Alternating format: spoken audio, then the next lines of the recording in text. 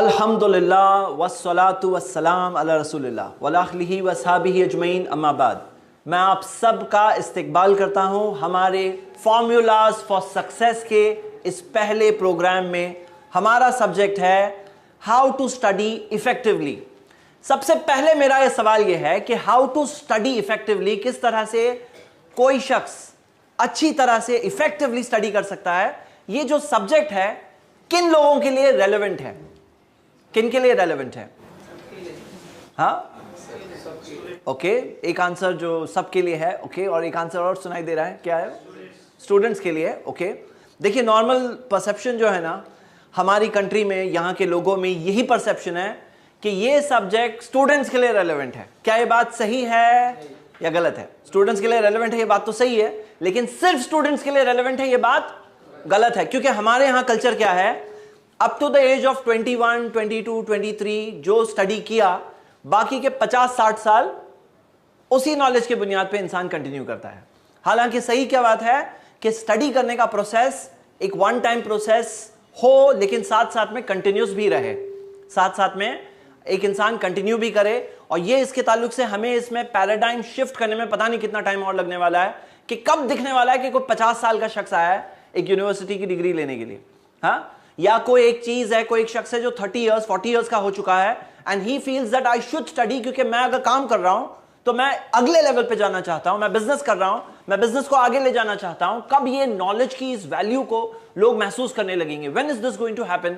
तो अगर हम ये देखें तो ये पैराडाइम शिफ्ट हो अगर, और ये सोच बदले, तो ये सब्जेक्ट सारों के लिए रेलेवेंट है, हाउ टू स्टडी इफेक्टिवली।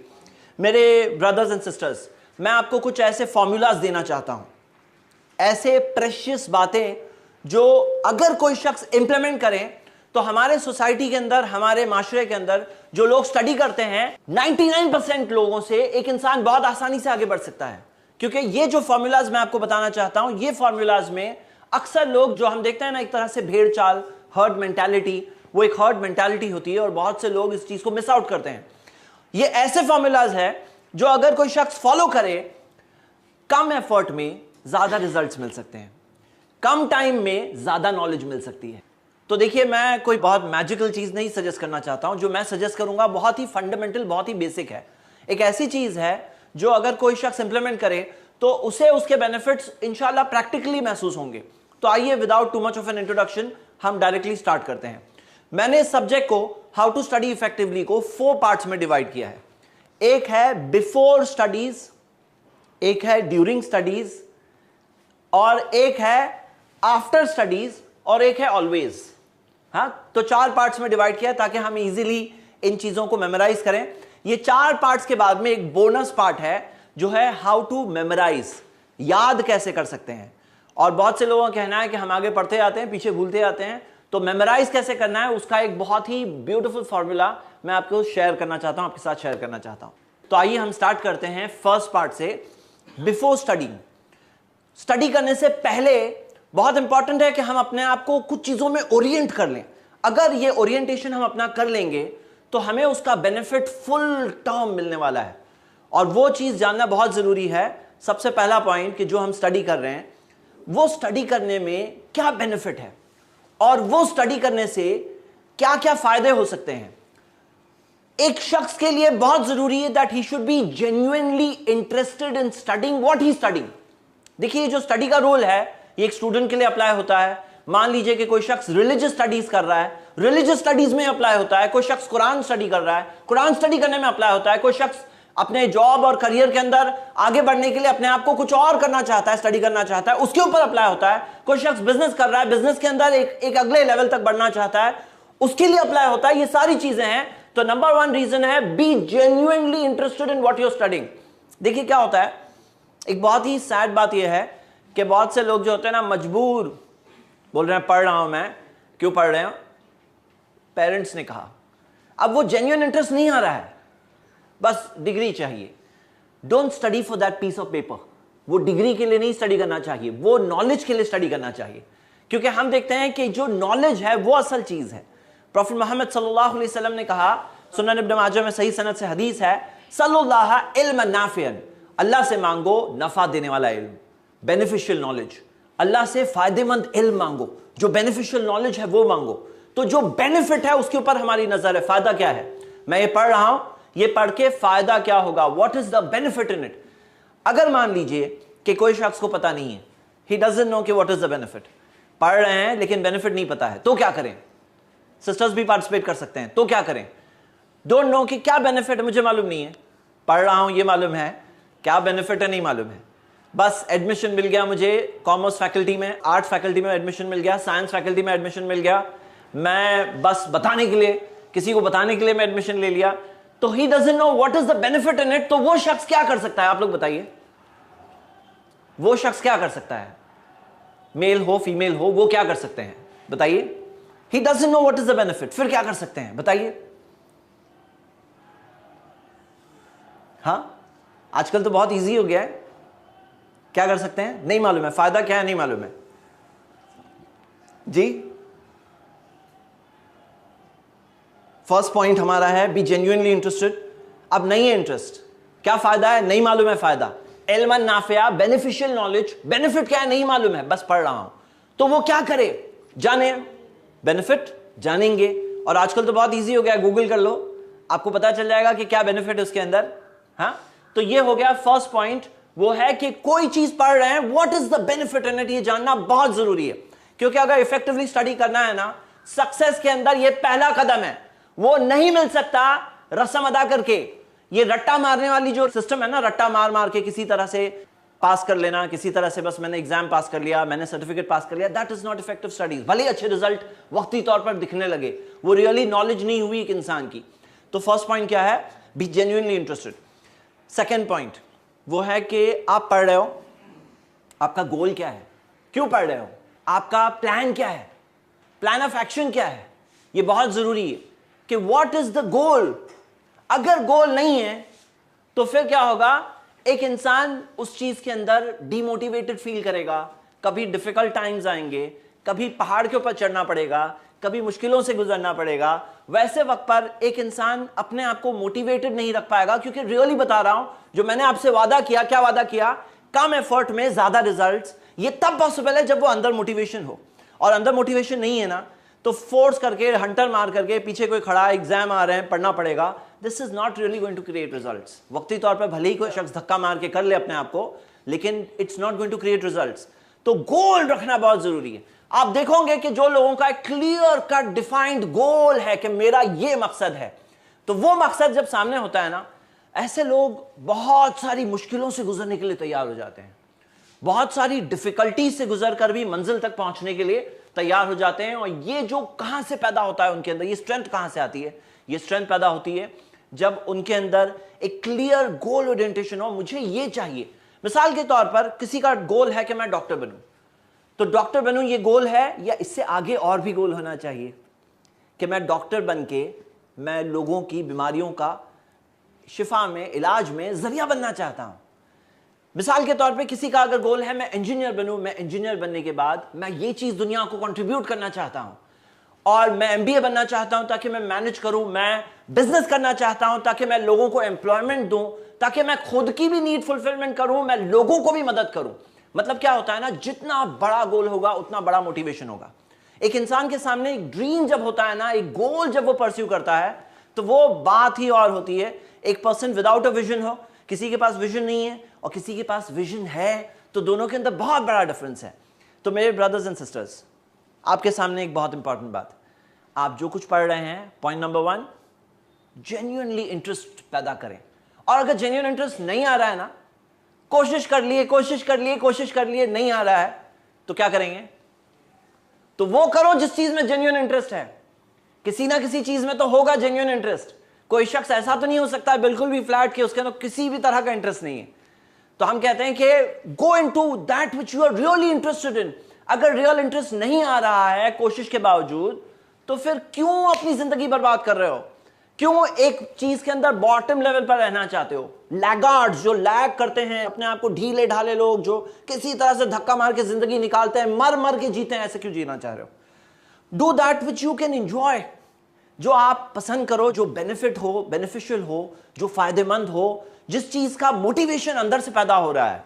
तो ये बहुत जरूरी है फर्स्ट चीज, कि बी जेन्युइनली इंटरेस्टेड। अब ये एक ऐसा पॉइंट है, कोई फोर्स नहीं कर सकता, यू हैव टू क्रिएट कि भाई वाओ आज मैं अलजेब्रा पढ़ूंगा। अगर ये फीलिंग नहीं पैदा हो रही है ना, तो वो अलजेब्रा पढ़ने के ताल्लुक से बात के अंदर कितनी भी बातें आप सुन ले, it is not going to create results. Results तब आएंगे जब वो जेन्युइन इंटरेस्ट आएगा। तो मैं आप सबके लिए एक असाइनमेंट दे रहा हूं, फर्स्ट असाइनमेंट, कि create genuine interest in what you are studying.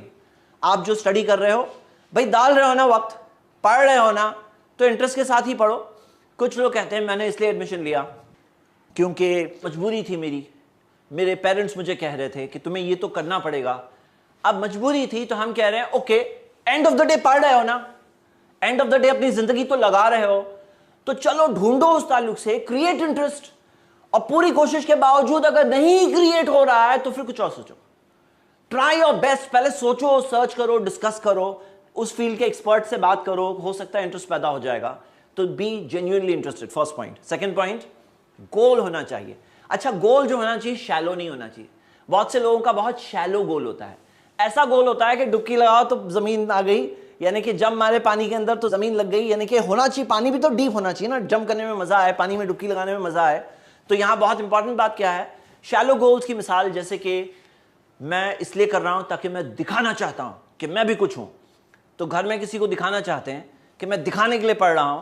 अब ये दिखाने वाली बात इतनी डीप नहीं है, इसलिए क्या होता है कि थोड़ा आगे जाकर आदमी के अंदर मोटिवेशन खत्म हो जाता है। He runs out of steam, हवा खत्म हो गई, बलून में से हवा निकल के आ गई। तो ये क्या होता है कि शैलो गोल्स जब होते हैं ना, जो लोगों के, जैसे मिसाल के तौर पर पीपल हु से कि आई वांट नेम, अरे नेम चाहिए, यू नो ये नेम की कोई वैल्यू नहीं है, ये नेम, ये दिखाने की कोई वैल्यू नहीं है। It's not real substance. Real substance क्या है? कुछ करना सब्सटेंस है। मैं कुछ करना चाहता हूं, ये सब्सटेंस है। दिखाना, अरे दिखा के क्या फायदा होगा? लोगों के माइंड्स कैसे होते हैं ना, लोगों के माइंड्स चेंज होते रहते हैं। कोई कभी बहुत खुश हो जाएगा, कोई नाराज हो जाएगा। लोगों को दिखाने के लिए अगर हम जिंदगी जीने लगे ना, अपनी जिंदगी जी रहे हैं ताकि मैं उसको दिखाऊं, तो फिर क्या होगा कि वो जिंदगी हमेशा बहुत शैलो रहेगी। उसके अंदर तकलीफ आई, परेशानी आई, तो आदमी सोचता है मैं क्यों इस चीज में हूं। अगर अंदर से उस चीज के रियल रीजंस नहीं है तो वो वहां पर फेल हो जाएगा। प्रॉफेट मोहम्मद सल्लल्लाहु अलैहि वसल्लम ने फरमाया, अहब्बुन नासी इलल्लाह अनफअहुम लिन्नास। सबसे पसंदीदा लोग अल्लाह के नजदीक, अल्लाह की नजर में जिनसे अहब्बुन नास, सबसे ज्यादा अल्लाह पसंद करता है, जिनसे सबसे ज्यादा मोहब्बत करता है, अनफअहुम लिन्नास, जो सबसे ज्यादा लोगों के लिए फायदेमंद होते हैं। लोगों के लिए फायदेमंद होते हैं, ऐसे लोगों से अल्लाह सबसे ज्यादा मोहब्बत करता है। तबरानी की हदीस है, सही अल जामे में तहकीक है। तो हम क्या देख रहे हैं कि एक इंसान ये सोचे कि how can I be of benefit for myself, खुद के लिए, मेरे आगे की फैमिली के लिए, मेरे बच्चों के लिए, दुनिया के लिए, कैसे मैं बेनिफिशियल बन सकता हूं। वो चीज आ गई तो एक ऐसी इंजन लग गई उस ट्रेन के आगे कि वो ट्रेन अब बहुत अच्छी तरह से दौड़ सकती है। हमारा सेकंड पॉइंट हो गया। फर्स्ट पॉइंट क्या था? मैं चाहता हूं आप लोग मेरे साथ मेमोराइज करें, क्योंकि सिर्फ कोई चीज सुन लेना is no good.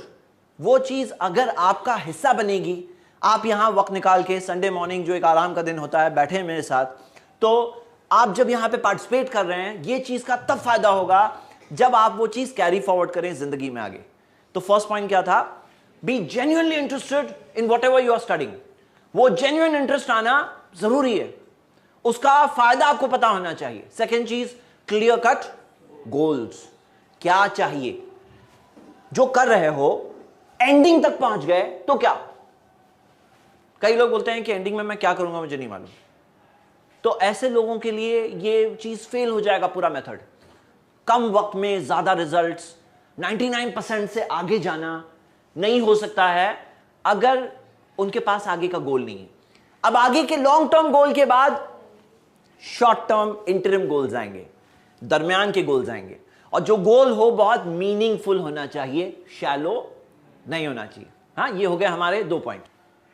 Third point, और वो ये है कि अपने आप को देखो, आप कौन से टाइप के पर्सन हो। क्या होता है कि हम जब स्टडी करने की बात करते हैं कि ये स्टडी करना है, तो अल्लाह ने, ऊपर वाले ने इंसान को अलग बनाया। हर इंसान यूनिक है, हर इंसान का अपना एक लर्निंग पैटर्न होता है। अगर आप अपने लर्निंग पैटर्न को नहीं आइडेंटिफाई करेंगे तो कई बार अपने आप को डिसरप्ट करेंगे और आपको पता भी नहीं होगा कि आप खुद ही अपने आप को डिसरप्ट कर रहे हो। कहां पे आपका पोटेंशियल है, क्या चीज से आप ज्यादा हासिल कर सकते हो, how you can reach that extra mile, वो चीज तब पता चलेगी जब आप अपने आप को जानेंगे. सो बिफोर यू स्टार्ट के थर्ड पॉइंट हमारा है कि नो योरसेल्फ. नो योरसेल्फ के अंदर ब्रॉडली स्पीकिंग मैं आपके सामने एक बात रखना चाहता हूं. लर्निंग के एतबार से साइकेट्रिस्ट, साइकोलॉजिस्ट ने आइडेंटिफाई किया है, there are 3 different type of learners. Broadly speaking, हम बहुत ज्यादा डिटेल्स में नहीं जा रहे हैं, हम सिर्फ मोटी मोटी बातें देख रहे हैं आज के इस वर्कशॉप में. 3 अलग डिस्टिंक्ट टाइप के लर्नर्स होते हैं. कुछ लोग होते हैं जो विजुअल लर्नर्स होते हैं. मिसाल के तौर पर आंखें बंद करिए सब लोग. अब बताओ, मैं आप में से जिन्हें पूछूंगा वो बताएंगे, ओके? या आप आंखें बंद. हाँ, सब लोग आंखें बंद. अब ये बताओ कि स्टेज पे क्या दिख रहा था आपको? स्टेज पर, स्टेज पे क्या है? हाँ, मैं हूं. आंखें खोल के मत देखिए, मैं तो हूं ही ऑफ कोर्स. मुझे मिस करेंगे तो कुछ और प्रॉब्लम होगा. जी, बोर्ड है. कौन से कलर का बोर्ड है? ग्रीन. ओके, और क्या है? हाँ, बैनर है. ओके, क्या कलर है उसका? ब्लैक दिख रहा है वो. ओके, और कितनी चेयर्स है? ओके, ठीक है. अब मैं आपको बता रहा हूं, ठीक है, ओपन. जो लोग विजुअल लर्नर्स होते हैं, विजुअल लर्नर्स, वो देखकर उनको चीजें याद हो जाती है. और जो विजुअल लर्नर्स नहीं होते ना, वो गुजरेंगे, उनको कुछ भी दिखेगा ही नहीं, बस अपनी दुनिया में चले जाएंगे. उनको वो चीज नोटिस नहीं कर पाएंगे कि यहां देखो ये लाइट्स दिख रही है, ये ब्लू कलर की लाइट है यहां पर, ये यहां पे ब्राउन कलर के टाइल्स जैसे हैं. ये सारी चीजें जो है ना, विजुअल लर्नर्स जो होते हैं ना, जो देख करके उनके माइंड पे, दिमाग पे वो इमेज ज्यादा इंप्रेस करती है, वो इमेज उनके दिमाग में ज्यादा रहती है. ये होते हैं विजुअल लर्नर्स. सेकेंड कैटेगरी होते हैं जो ऑडिटरी लर्नर्स, जो सुनकर सीखते हैं. सुनते हैं तो उनको उस साउंड से वो बात बहुत अच्छे से याद होती है. अगर आप उन्हें कहोगे कि अच्छा क्या कहा उन्होंने, वर्ड टू वर्ड दोहरा सकते हैं. विजुअल लर्नर्स और काइनेस्थेटिक जो होते हैं ना, उनको बोलेंगे नहीं ऐसा ही कुछ था, वो वर्ड्स दोहरा नहीं पाते हैं. जो ऑडिटरी वाले होते हैं वो वर्ड्स, सेंटेंसेस, आइडियाज, पैराग्राफ्स बोल सकते हैं. वो सुनते हैं तो उनके कानों से जो लर्निंग होती है वो सबसे ज्यादा इफेक्टिव होती है. ये हो गया सेकंड कैटेगरी. थर्ड कैटेगरी है काइनेस्थेटिक. काइनेस्थेटिक वो है जो कुछ करते हैं तो करके वो लोगों के दिमाग में बहुत अच्छा रजिस्टर होता है. ये जानना क्यों जरूरी है? चलिए मैं आपको 3 बातें बताता हूं. जो मान लीजिए विजुअल लर्नर्स है, वो विजुअल लर्निंग पैटर्न्स यूज करेंगे. मिसाल के तौर पर उनके लिए कलरफुल मार्कर्स बहुत मायने रखते हैं. वो कलरफुल मार्कर्स होते हैं, हाँ, पैरेट ग्रीन, फ्लोरेसेंट ऑरेंज, वो सब कलरफुल मार्कर्स से कलर कोडिंग करें. ये चीज उनके लिए बहुत इफेक्टिव होती है क्योंकि वो विजुअल लर्नर्स है, उनके दिमाग में वो कलर्स वगैरह. उसी तरह जो छोटी छोटी कुछ रिमाइंडर, कुछ मेमोज है, स्टिकी नोट्स है वगैरह, वो चीजें उनको बहुत अपील करती है. विजुअली कोई चीज यहां लिख के लगा दो, कोई डायग्राम यहां लगा दो. बाकी जो विजुअल नहीं है ना, वो डायग्राम उनके लिए ब्लैंक स्पॉट होगा. वो डायग्राम लगा के कोई फायदा नहीं होगा, बस वो लगा हुआ है. जो विजुअल लर्नर्स होते हैं उनके लिए चेकलिस्ट लगी हुई है, वो चीज वो लोग बहुत फॉलो करते हैं. अच्छा ये काम बाकी है, ये पेंडिंग है. ये विजुअल लर्नर्स की स्टाइल होती है. ऑडिटरी लर्नर्स होते हैं जो सुन सुन के सीखते हैं. हम उन्हें कहते हैं कि आप रिपीट कर करके सीखो.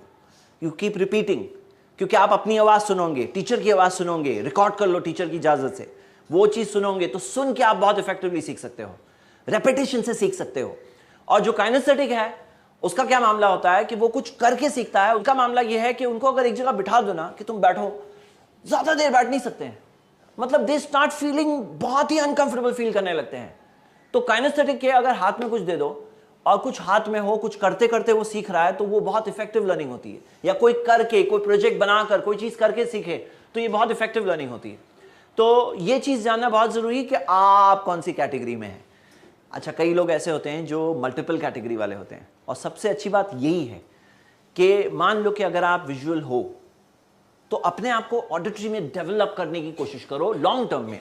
भले ही रातों रात नहीं होगा, लेकिन अगर आप लर्निंग सुनकर भी सीख सकते हो, देख के भी सीख सकते हो, करके भी सीख सकते हो, तो आपकी लर्निंग पोटेंशियल बहुत बढ़ जाएगा. होता क्या है, मिसाल के तौर पर कोई शख्स होता है कि विजुअल है, अब उसको एक वक्त तक ऑडियो ऑडियो ऑडियो सुना सुना सुना कर, सुन लो ऑडियो सुनो, ये सुनो, सुनना पड़ेगा, सुनो सुनो सुनो. फाइनली उसका ऑडिटरी सेंसेस भी उसके बढ़ने लगते हैं, वो ऑडिटरी लर्नर भी बनने लगता है. और मल्टीपल जो तरीके से सीखते हैं वो लोग ज्यादा इफेक्टिव लर्नर्स बन जाते हैं. लेकिन अगर ना भी हो तो कम से कम इतना तो पता हो कि आप कौन सी कैटेगरी में हैं. तो अपने आप को आइडेंटिफाई करना बहुत जरूरी है। अगर मान लो आपको याद नहीं आ रहा था स्टेज पे क्या है, तो आप विजुअल लर्नर मोस्ट प्रोबेबली नहीं हो। हाँ, क्योंकि अभी तक इतना तो नोटिस करना चाहिए था, यहां ये था, ये ग्रीन कलर में था, ये फलाना कलर था। ये सारी चीजें ऑब्जर्व करना विजुअल लर्नर्स की एक निशानी है। तो अपने आप को जानना कि which type of person you are, which type of a person you are, ये जानना बहुत जरूरी है। ये हो गए हमारे 3 पॉइंट्स। फर्स्ट पॉइंट क्या था? Be genuinely interested in what you are learning. आप जो स्टडी कर रहे हो उसमें जेन्युइन इंटरेस्ट होना बहुत जरूरी है। नकली इंटरेस्ट बताने के लिए नहीं, कोई रस्म आपको अदा नहीं करना है। पता है आपको बेवकूफ बनाने में किसे सबसे अच्छी तरह से, सबसे आसानी से एक इंसान बेवकूफ बना सकता है? किसे बताइए? पेरेंट्स, रिलेटिव्स, दोस्तों को, पड़ोसियों को, बस में जो है, किसे सबसे आसानी से बेवकूफ बना सकते हैं? पता है आपको? बिल्कुल सही जवाब। सबसे आसानी से आप अपने आप को बेवकूफ बना सकते हैं। हाँ, सबसे आसानी से यू कैन फूल योरसेल्फ। तो don't fool yourself, be genuinely interested in what you are doing. First point. Second, clear cut goal. हाँ, डिफाइंड गोल। लिख लो एक बार कि ये मेरा गोल है, प्लान कर लो, स्टेप्स प्लान कर लो। ये हो गया point number 2। Point number 3, which type of a learner are you? आप किस टाइप के लर्नर हैं? हाँ, नो योरसेल्फ। थर्ड, हाँ, नो योरसेल्फ। तो ये हो गया बिफोर में। अब आइए हम ड्यूरिंग के अंदर आते हैं। यहां पे हमने 3 पॉइंट्स देखा था, ड्यूरिंग में ऑब्वियसली ज्यादा देखना चाहिए, तो हम 6 पॉइंट्स देखने वाले हैं यहां। During the learning process, learning process के दौरान, फर्स्ट पॉइंट वो ये है कि लिसन अटेंटिवली। आप बोलेंगे मैं ऑडिटरी नहीं हूं, तो भी लिसन अटेंटिवली। और लिसन अटेंटिवली करने के लिए बहुत सी चीजें करनी पड़ती है। मिसाल के तौर पर अच्छी तरह से सो के आना होता है। अब कोई शख्स स्लीपी है लर्निंग टाइम पर, तो अटेंटिवली कैसे होगा जब उसको एक जंग लड़नी है अपने अंदर? हाँ, तो लिसन अटेंटिवली के अंदर बहुत जरूरी है कि जो ऑब्जेक्ट है उनकी तरफ देखो। कोई विंडो के बाहर देख रहा है, तो this is not the way to listen attentively. Listen attentively करना बहुत जरूरी है ताकि हम प्रेजेंट रहें क्लास में, जिस्मी तौर पर भी और मेंटली भी। हाँ, मतलब आप जो कुछ सीख रहे हैं, जो कोई टीचर है, you listen to it attentively. चाहे मान लो आप ऑनलाइन कोई कोर्स कर रहे हो, आपके टीचर ऑनलाइन है, क्योंकि आपको पता है आज नॉलेज इतनी एक्सेसिबल हो गई है, इतनी अवेलेबल हो गई है कि एक शख्स अपने आप को अपग्रेड करना चाहता है, सीखना चाहता है, तो बहुत इजीली पॉसिबल हो गया है। मैं आपको एक मिसाल देता हूं, ऐसे कई सारे कोर्सेज हैं। आप वर्ल्ड के टॉप मोस्ट और बेस्ट यूनिवर्सिटीज के बेस्ट कोर्सेज कर सकते हैं यहीं बैठे बैठे ऑनलाइन। तो वो leading Indian institute of management, Harvard, हाँ, ऑक्सफोर्ड कोर्सेज ऑफर कर रहे हैं, और आप बैठे बैठे यहां से बैठ के पढ़ सकते हो, अपने आप को नॉलेज को अपग्रेड कर सकते हो। और अगर सर्टिफिकेट चाहिए तो कुछ चार्ज देना पड़ेगा, बाकी ऐसे ही पढ़ना है, नॉलेज चाहिए तो ले लो, एग्जाम देना है वो भी दे दो, सर्टिफिकेट चाहिए तो चार्ज देना पड़ेगा। नॉट बैड, जो नॉलेज के लिए पढ़ रहे हैं उनके लिए नॉट बैड, बहुत अच्छा है। ऐसे बहुत से ऑप्शंस हैं, तो आप देख सकते हैं कौन से अवेलेबल ऑप्शंस हैं। तो जो भी पढ़ रहे हैं, बी अटेंटिव। देखिए ये जो टाइम है, इसके अंदर बहुत ही जरूरी है कि एक इंसान ध्यान से सुने, इसके अंदर अटेंटिवली सुने। कुरान के अंदर अल्लाह ने कहा है, सूरह आराफ सूरह 7 वर्स 204, व इज़ा कुरिअल कुरान फस्तमिउ लहू व अंसितू लअल्लकुम तुरहमून। जब कुरान पढ़ा जाए तो गौर से सुनो और खामोश रहो ताकि तुम पर रहम किया जाए। अब ये कुरान के बारे में कहा गया, लेकिन हम वो सीखने का उसूल जो सिखाया गया, सीखने के ताल्लुक से 2 बातें कही गई। गौर से सुनो, फस्तमिउ का मतलब है गौर से सुनो, वांसितू खामोश रहो। तो ये बहुत जरूरी है कि जो कुछ सुन रहे हैं, you have to be very very attentive to what you are listening and present. तो प्रेजेंट होने के अंदर बहुत सी चीजें हैं कि किस तरह से जो चीज पढ़ाई जा रही है आप उसको कैसे बेटर अब्सॉर्ब कर सकते हैं, कैसे बेटर सुन सकते हैं। ये हो गया फर्स्ट स्टेप। फर्स्ट स्टेप कोई भी लर्निंग प्रोसेस के अंदर, इफेक्टिव लर्निंग के अंदर फर्स्ट स्टेप है बी प्रेजेंट। बी प्रेजेंट का मतलब नॉट ओनली फिजिकली भी प्रेजेंट होना होगा। कुछ एब्सेंट स्टूडेंट्स होते हैं, शॉर्टकट वाले स्टूडेंट्स होते हैं, बस exam. Be present physically as well as mentally, जिस्मी तौर पर और जहनी तौर पर, दोनों तरीके से आपको प्रेजेंट रहना है। हाँ, ये हो गया हमारा पॉइंट नंबर 1। पॉइंट नंबर 2, सुन तो रहे हैं, समझने की कोशिश करें, अंडरस्टैंड करने की कोशिश करें। देखिए यहां बहुत इंपॉर्टेंट बात क्या है, एक होता है अल्फाज, एक होता है कंसेप्ट। अल्फाज से आगे बढ़ के क्या कहना क्या चाह रहे हैं, जो आपके टीचर हैं, जो भी मिसाल के तौर पे अभी मैं कुछ चीजें शेयर कर रहा हूं आपके साथ, तो जो कह रहे हैं अल्फाज उनके ये है, अल्फाज में मत गुम हो जाओ, अल्फाज पर गौर करने से आगे बढ़कर फहम, अंडरस्टैंडिंग, क्या कहना चाह रहे हैं, व्हाट इज दिस पॉइंट, ये टीचर पढ़ा रहे हैं, what is he trying to say, what is this point, concept समझने की कोशिश करें। तो यहां पर बहुत जरूरी हमारा सेकंड पॉइंट है, फर्स्ट स्टेप था सुनना, लेकिन उससे आगे बढ़ के सेकंड स्टेप है अंडरस्टैंड करना, उसे समझना कि अच्छा ये पॉइंट है।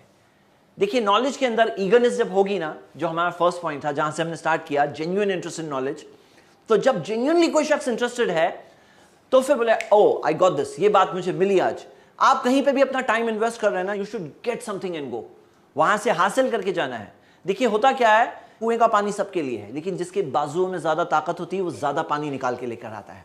तो यहां पे बहुत जरूरी बात क्या है कि आपके लिए और हम सब के लिए एक बहुत इंपॉर्टेंट बात क्या है, अंडरस्टैंडिंग, ज्यादा पानी निकालना है, गौर करना है, अच्छा ये पॉइंट था। इसके अंदर बहुत अहम बात यह है, माइंड को ओपन रखना होता है। कुछ लोग होते हैं ना, एक नेगेटिव चीज में चले आते हैं। क्या होता है, उनके दिमाग में लोगों ने ये डाल दिया, बोले ये सब यूजलेस है, ये सब बेकार की चीज है, यूजलेस है, ये कोई फायदा नहीं है इसका। जब कोई शख्स सोचता है कि कोई फायदा नहीं है, वो रस्म अदा करने के लिए बैठा है, तो फिर क्या होगा, फिर वो हासिल नहीं कर पाएगा। His mind is only not open, उसका जहन ही खुला हुआ नहीं, उसका दिमाग बंद है। तो जब दिमाग बंद होता है, कहां से हासिल होगा, वो हासिल करने के लिए बहुत जरूरी है कि फर्स्ट स्टेप माइंड ओपन हो इसके अंदर। तो सुनने के बाद अंडरस्टैंडिंग हासिल करने में हमने ये देखा कि माइंड ओपन रख के सुनना, कि जैसे बारिश तो बहुत बरस रही लेकिन बाल्टी उल्टी है, तो कुछ भी पानी जमा नहीं हुआ, तो बरस बरस के पानी चला गया लेकिन जमा कुछ भी नहीं हुआ। तो जमा करना चाहते तो बाल्टी को ओपन करना होगा, तो हमारा माइंड भी ओपन रहे कि नहीं, let me listen, open mind से सुनना कि है क्या इसके अंदर, what is there that I can get out of this, मुझे क्या मिल सकता है इसमें से, मैंने ये बात समझी, मैंने ये पॉइंट समझा। ये बहुत जरूरी पॉइंट नंबर 2। पॉइंट नंबर 3, और वो ये है लिखना।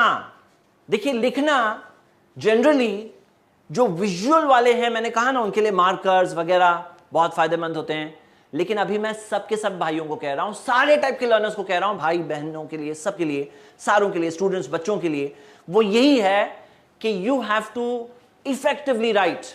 इफेक्टिव राइटिंग क्या है मैं आपको बताता हूं।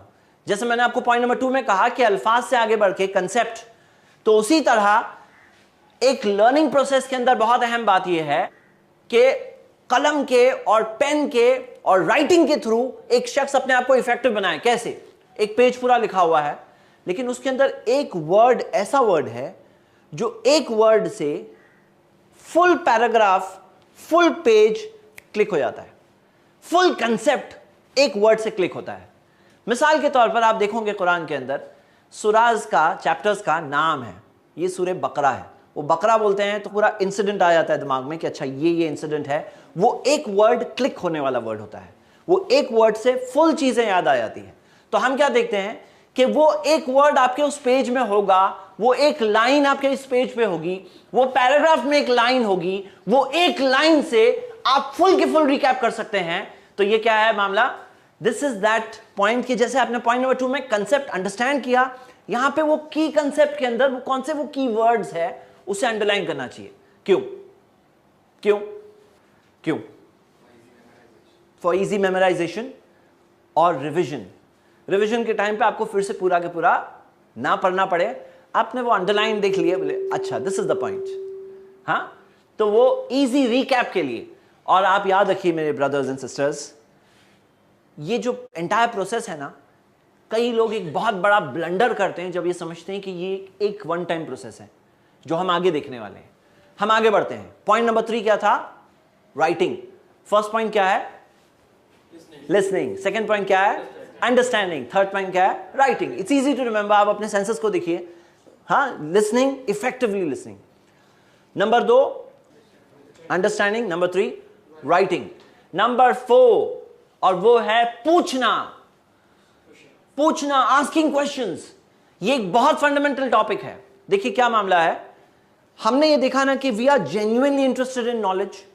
हम वो एक रस्म अदा करने के लिए, अटेंडेंस लगाने के लिए, डिग्री पाने के लिए हम वो नहीं कर रहे हैं, we are doing it for knowledge. तो नॉलेज के अंदर जब आप इंटरेस्टेड है ना, मैं आपको एक बात बताता हूं, एक बहुत ही फंडामेंटल चीज नॉलेज की ये है कि हमारे अंदर उस चीज के ताल्लुक से, वो नॉलेज के ताल्लुक से एक क्यूरियोसिटी होनी चाहिए, और वो क्यूरियोसिटी हमें ड्राइव करे पूछने की तरफ, क्योंकि पूछना ये नॉलेज की एक बहुत अहम की है। प्रॉफेट मोहम्मद सल्लल्लाहु अलैहि वसल्लम ने कहा कि शिफाउल अय्यी अस्वाल, the cure of ignorance is to ask.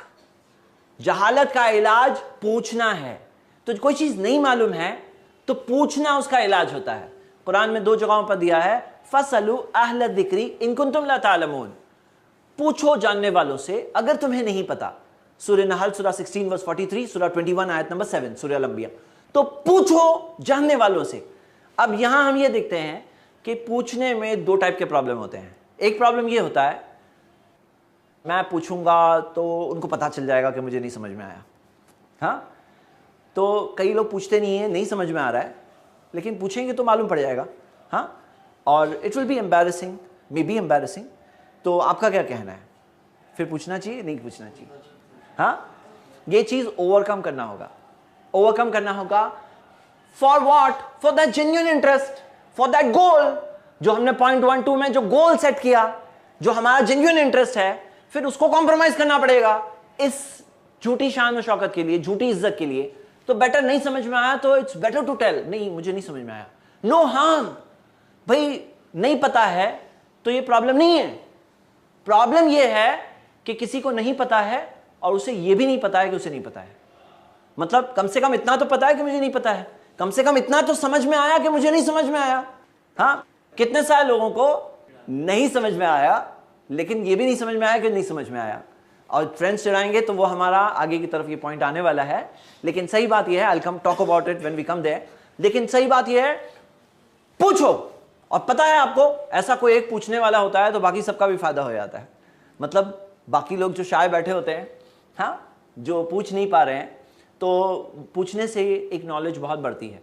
अच्छा, आजकल पूछने का एक ऐसा सोर्स आ गया है जहां कोई एम्बैरेसमेंट नहीं होता है, बहुत सारी नॉलेज मिल जाती है। हाँ, शेख गूगल। हाँ, तो पूछने में गूगल को पूछो या कोई सर्च इंजन को पूछो, यूट्यूब को पूछो। पता है आपको आजकल इतने अच्छे अच्छे वीडियो रिसोर्सेज आ गए हैं कि वो रिसोर्सेज की वजह से, वो जो रिसोर्सेज अवेलेबल है आज, एक कंसेप्ट को बहुत अच्छे से आप समझ सकते हैं। कंसेप्ट को बहुत अच्छे से समझ सकते हैं।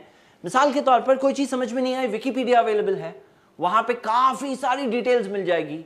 उसके अंदर लिंक से लिंक फॉलो करके आदमी वो कंसेप्ट को बहुत अच्छे से समझ सकता है।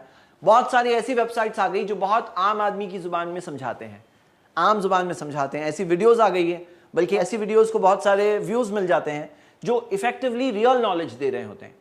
तो पूछना बहुत जरूरी है मेरे ब्रदर्स एंड सिस्टर्स। यहां कैसा मामला है कि अपने आप को रिस्ट्रिक्ट मत करो उस टेक्स्ट बुक तक, क्योंकि आप टेक्स्ट बुक की रस्म अदा करने के लिए नहीं पढ़ रहे हो, आप नॉलेज के लिए पढ़ रहे हो। और जब नॉलेज के लिए पढ़ रहे हो तो ये मत सोचो यहां एक पैराग्राफ दिया है जिसमें बात नहीं समझ में आ रही मुझे, और वो पैराग्राफ बस मेरी टेक्स्ट बुक में इतना ही है इसलिए मैं नहीं पढ़ूंगा। और तो अपने आप को क्यों बांध रहे हो? देखिए क्या होता है कि जब एक शख्स और ज्यादा करने का जज्बा उसमें होता है ना, तो बेसिक लेवल तो पूरा हो ही जाएगा। Then he is ahead of those 99% students. कैसे आगे बढ़ेंगे? Is by genuinely being interested and by asking. तो कोई भी कंसेप्ट हो, knowledge is for the sake of knowledge. इल्म को परस्यू करना है उस नॉलेज के लिए। कुरान में 24 प्लेसेस में दिया है, अफला ताकिलून, अकल नहीं इस्तेमाल करोगे? अकल इस्तेमाल करो। अफला तुबसिरून, क्या तुम देखोगे नहीं? ये मतलब देखो। अफला ततफक्करून, क्या तुम गौर नहीं करोगे? हाँ, अलम तरा, क्या ये नहीं देखते? तो मतलब वो इंटेलिजेंस को जैसे कि इंस्टिगेट किया गया है कि यू यूज योर माइंड्स।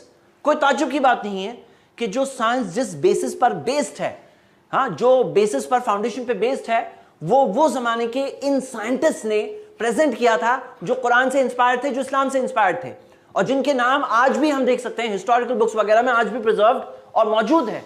तो what I am trying to say before you is that हमारा जेन्युइन इंटरेस्ट उस नॉलेज में हमें पूछने की तरफ ले जाए। और पूछना आज बहुत वाइड स्कोप हो गया है। कई बार कुछ टीचर्स होते हैं जो वेलकमिंग एटीट्यूड नहीं होता है। मैंने कहा 2 प्रॉब्लम्स होते हैं, एक प्रॉब्लम स्टूडेंट की तरफ से होता है, एक प्रॉब्लम टीचर्स का होता है। क्योंकि टीचर्स जिन्हें जवाब नहीं पता होता है वो पूछने वाले स्टूडेंट्स को बहुत ज़्यादा पसंद नहीं करते। उनको ऐसा लग रहा है ये स्टूडेंट मुझे पकड़ने की कोशिश कर रहा है, he is trying to catch me out, या मुझे एम्बैरस करने की कोशिश कर रहा है, कई बार वो गुस्सा भी हो सकते हैं, कई बार बदमिजाजी भी आ सकती है, तो वी हैव टू सी कैसे हम कर सकते हैं, हमें नॉलेज चाहिए। एंड डोंट फॉरगेट कि एक बहुत इंपॉर्टेंट हिस्सा आपकी नॉलेज का है इज रिस्पेक्टिंग योर टीचर, हम उस पर बाद में आएंगे। तो यहां हमने देखा ये है पूछना, तो फर्स्ट पॉइंट क्या था इसमें, listening, second point understanding, third point writing, fourth point asking, हाँ, फिफ्थ पॉइंट उसका प्रैक्टिकल एप्लीकेशन, उसका प्रैक्टिकल एप्लीकेशन, वो जो नॉलेज है उसको प्रैक्टिकली कैसे अप्लाई कर रहे हैं, वो बहुत जरूरी है। प्रैक्टिकल एप्लीकेशन, एग्जाम्पल्स, उस पर गौर करना ये बहुत जरूरी है, क्योंकि वो नॉलेज जब थियोरी से प्रैक्टिकल में कन्वर्ट होती है वहां जाकर वो रियली बेनिफिशियल बनती है। एक है टेक्स्ट बुक में और एक है जो रियल लाइफ में। तो वो नॉलेज को हम फिर अलग नजर से देखते हैं कि अच्छा ये चीज की वजह से ये हुआ, हाँ, ये मैं जो चीज पढ़ रहा था उसका रिजल्ट ये है। तो वो जो हम अंडरस्टैंडिंग को ले जा रहे हैं उसको उसके प्रैक्टिकल कंक्लूजन तक ले आना बहुत जरूरी है। इससे रियल फायदा दुनिया में क्या निकल के आया, इससे प्रैक्टिकली क्या बेनिफिट हुआ, ये जानना बहुत जरूरी है। तो ये हो गया हमारा पॉइंट नंबर 5। जैसे मैं आपको एक बहुत फेमस जोक बताऊंगा कि एक स्टूडेंट आया एक फार्मर के पास, हाँ, एग्रीकल्चर वगैरह पढ़ के आया था। एक ट्री को देखकर उसने कहा कि ये ट्री से तो इतने एप्पल नहीं निकलेंगे। तो फार्मर ने कहा कि हाँ, इस ट्री से इतने एप्पल नहीं निकलेंगे। क्यों? क्योंकि ये एप्पल का ट्री नहीं है, तो एप्पल तो निकल ही नहीं सकते वहां से। तो क्या होता है, एक बार थियोरी नॉलेज होती है और एक चीज होती है जो प्रैक्टिकल नॉलेज। तो प्रैक्टिकल नॉलेज के अंदर हम काफी सारी चीजों को एक अलग नजर से देख पाते हैं, अलग तरह से समझ पाते हैं।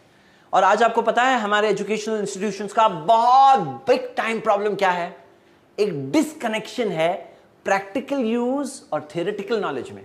जो थ्योरेटिकल वर्ल्ड से पढ़ के निकलते हैं ना स्टूडेंट्स, जब वो प्रैक्टिकल दुनिया में कदम रखते हैं ना, दे फील लाइक हम ये कौन सी दुनिया में आ गए, हम जो बुक्स में पढ़ रहे थे वहां तो कुछ दिख ही नहीं रहा है यहाँ। और इसी वजह से बहुत सारे प्रॉब्लम्स हो रहे हैं, जो इसी वजह से जो लोगों को इंडस्ट्री में अब्जॉर्ब होने में प्रॉब्लम आ रहा है, जो बिजनेस स्टार्टअप करने में प्रॉब्लम आ रहा है उन्हें, जो कुछ इफेक्टिवली रियल लर्निंग हासिल करने में प्रॉब्लम आ रहा है, वो क्यों आ रहा है? उसकी बुनियादी वजह ये है कि ये डिसकनेक्शन है। जो थियोरी और प्रैक्टिकल में जो डिसकनेक्शन को अगर नहीं समझ पाएंगे, अगर कनेक्ट नहीं कर पाएंगे, तो प्रैक्टिकली दुनिया में यूजफुल नहीं बन पाएंगे। अगर वो आगे बढ़ना है तो प्रैक्टिकल की तरफ बढ़ना बहुत जरूरी है। तो हम जो थ्योरी पढ़ रहे थे, पूछ रहे थे, पूछते हमारी ट्रेन किस डेस्टिनेशन तक पहुंचनी चाहिए, हमारी जो ट्रेन जो वहां क्लास में सुन के स्टार्ट हुई थी वो पहुंचनी चाहिए प्रैक्टिकल इस चीज के डेस्टिनेशन पर। ये हो गया हमारा पॉइंट नंबर 5। जैसा मैंने कहा फर्स्ट सेक्शन में 3 पॉइंट्स है, यहां पे 6 पॉइंट्स है। हमारा छठा पॉइंट, और छठा पॉइंट ये है, इससे पहले एक बार रिवाइज करेंगे। फर्स्ट पॉइंट इसमें लिसनिंग, सेकंड पॉइंट अंडरस्टैंडिंग, हाँ, थर्ड राइटिंग, फोर्थ आस्किंग, हाँ, और फिफ्थ वो है प्रैक्टिकल, हाँ, प्रैक्टिकल। तो मैं इसको फिजिकली भी डेमोन्स्ट्रेट कर रहा हूं ताकि आपकी मेमोरी में ये जेस्चर्स भी चले जाए, ताकि आप रिकॉल कर पाए इंशाल्लाह। देखिए इसके अंदर राइटिंग के बारे में मैं आपको एक बात बता दूं, एक मुझे बात रिकॉल हो रही थी कि आज राइटिंग भी ऐसे भी हो गया है, राइटिंग ये भी राइटिंग की शक्ल है। आपको पता है ऐसे कई सारे एप्स आ गए हैं। मिसाल के तौर पे आपको माइंड मैपिंग मालूम है? माइंड मैपिंग, आप में से कोई है जो माइंड मैपिंग ऐप यूज कर रहा है? हाँ, तो आप सब प्ले स्टोर में सर्च कर सकते हैं। माइंड मैपिंग इस जमाने का एक बहुत ही हेल्पफुल टूल है स्टडी का। माइंड मैपिंग अगर आप ऐप सर्च करें तो आपको कई ऐप्स मिलेंगे, फ्री ऐप्स आप डाउनलोड कर सकते हैं और डाउनलोड करके माइंड मैपिंग यूज करें अपनी एजुकेशन में। ये राइटिंग की एक बहुत इफेक्टिव स्टाइल है। माइंड मैपिंग में क्या होता है कि ये एक सब्जेक्ट है, इसमें से ये टॉपिक मैं पढ़ रहा हूं, इसमें से ये 4 चीजें निकली, ये 4 में से एक में से 3 निकले, एक में से 6 निकले। तो ये क्या होता है, ये डायग्राम के साथ बहुत अच्छी तरह से चंद क्लिक्स के साथ बन जाता है पूरा डायग्राम। आपका वो जो डायग्राम बन गया तो एक पूरे सब्जेक्ट को आप एक विजुअल से रिकैप कर सकते हैं कि अच्छा ये सब्जेक्ट में मैंने ये पढ़ा। लेकिन वो एक विजुअल जो जैसे माइंड को मैप कर रहा है उस सब्जेक्ट के अंदर, वो बनाना बहुत इजी हो गया, चंद क्लिक्स के साथ बन जाता है। हाँ, तो माइंड मैपिंग एप्स यूज करें। अगर आपके पास स्मार्टफोन है, जो आजकल मोस्टली लोगों के पास होता है, तो वो स्मार्टफोन को यूज करके आप माइंड मैपिंग यूज कर सकते हैं इंशाल्लाह। तो ये राइटिंग की एक स्टाइल है। राइटिंग के अंदर ये भी आएगा कि कभी कभार हाथ से ही बना दीजिए भाई। अगर माइंड मैपिंग ऐप नहीं है तो आपने एक डायग्राम ऐसा बना दिया कि पूरा चैप्टर एक डायग्राम से रिकैप कर सकते हैं। आप एक डायग्राम से पूरा चैप्टर रिकैप कर सकते हैं। ये बहुत जरूरी है। आप जो सब्जेक्ट स्टडी कर रहे हैं उसको इफेक्टिव स्टडी करने के लिए ये सिस्टम यूज करें। ये भी राइटिंग का हिस्सा है। तो फर्स्ट क्या था, साथ में रिवाइज करिए because this revision will help you इंशाल्लाह। हाँ, फर्स्ट चीज आप लोग भी रिवाइज करिए जो टीवी पे देख रहे हैं। फर्स्ट चीज listening, second point understanding, third point writing, fourth point asking, fifth point practically making. अब एक सिक्स पॉइंट है जो पांचों को डिस्टर्ब कर देता है, उसको रोकना बहुत जरूरी है और वो है डिस्टर्बेंसेस रोकना।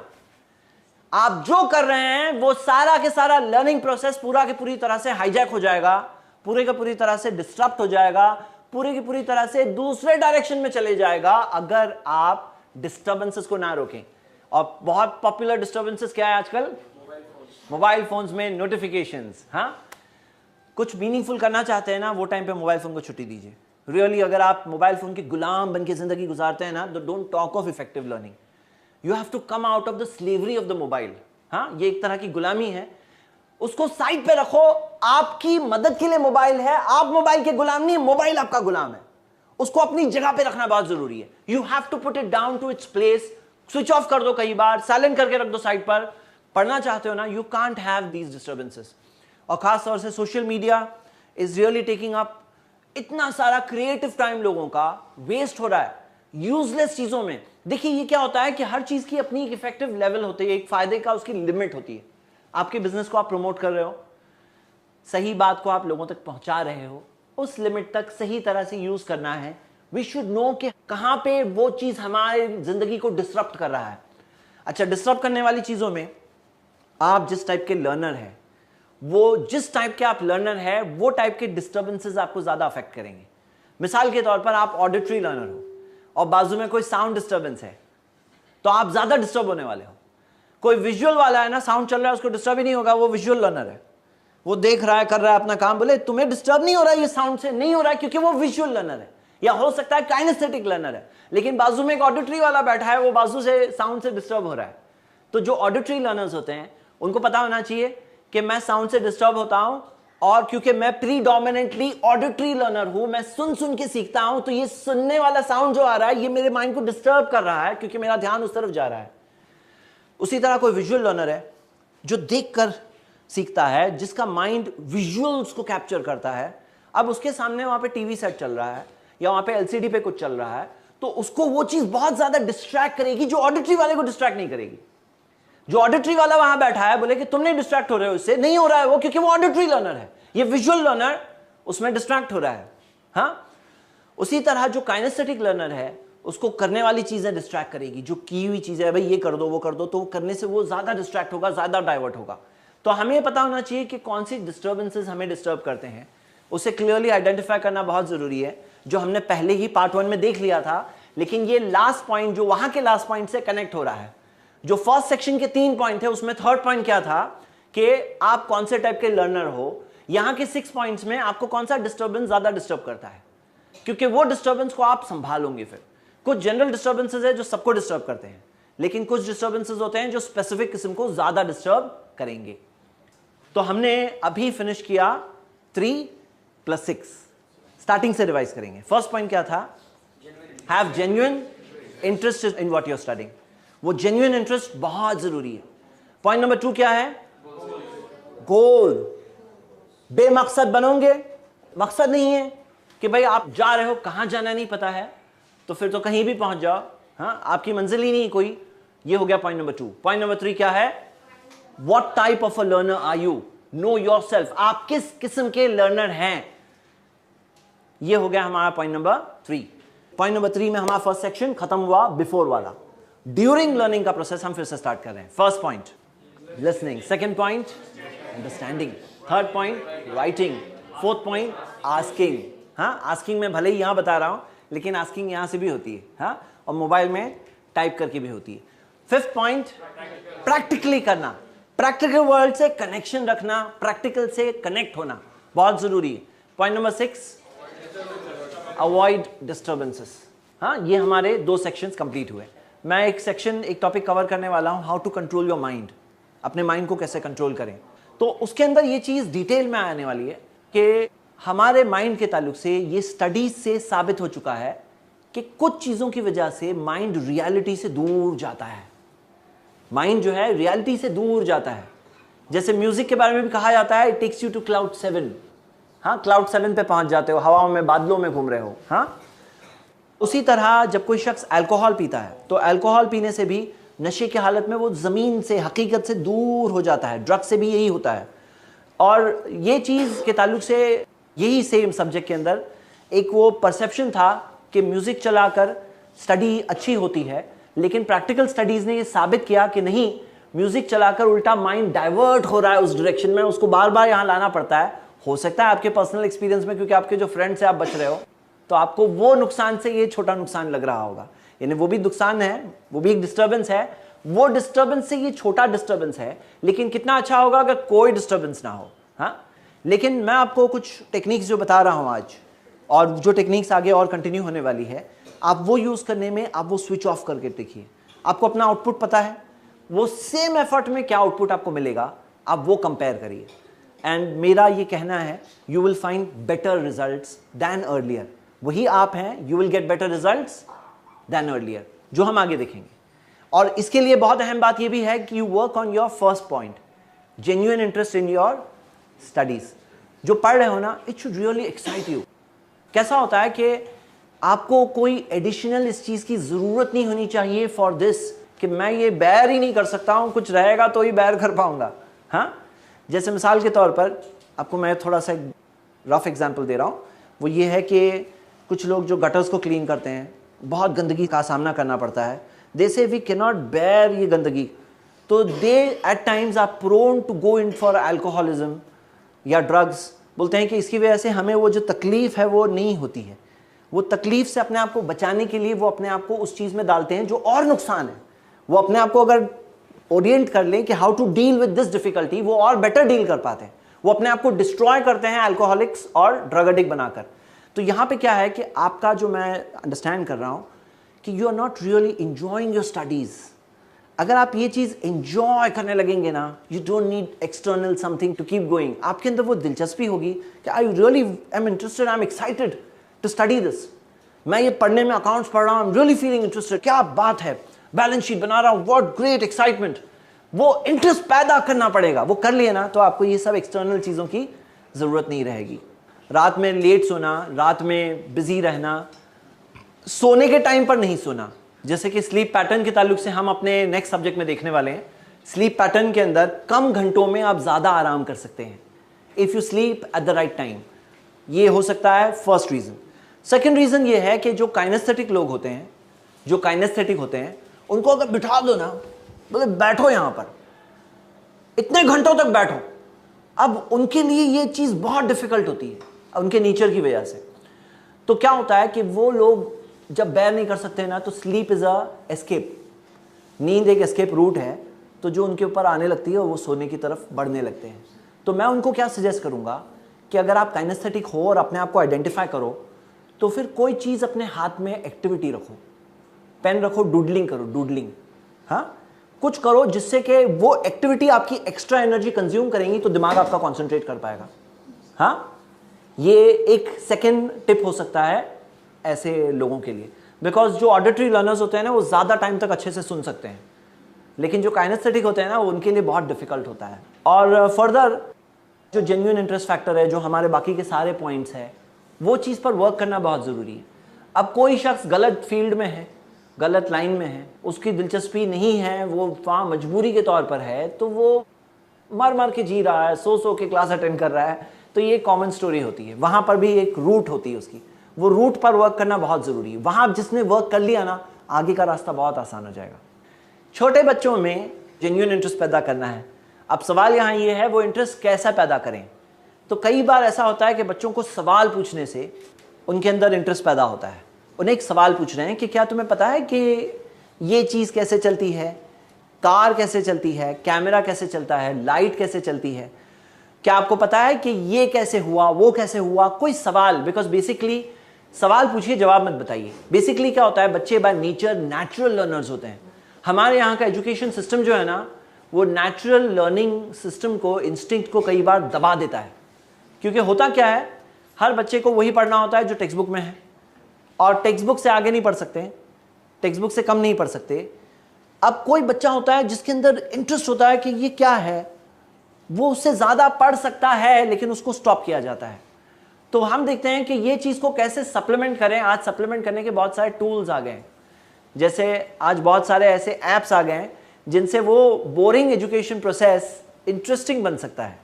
हाँ, जैसे मिसाल के तौर पे अगर आप देखें लर्निंग ऐप्स, तो कोई चीज़ विजुअली आ रही है। अब कोई चीज़ है जो क्लासरूम में हो सकता है थोड़ी बोरिंग रही हो, लेकिन वो उस तरह से जब डायग्राम्स के साथ, सवालों के साथ देखते हैं तो बहुत ही इंटरेस्टिंग हो जाता है लर्निंग प्रोसेस।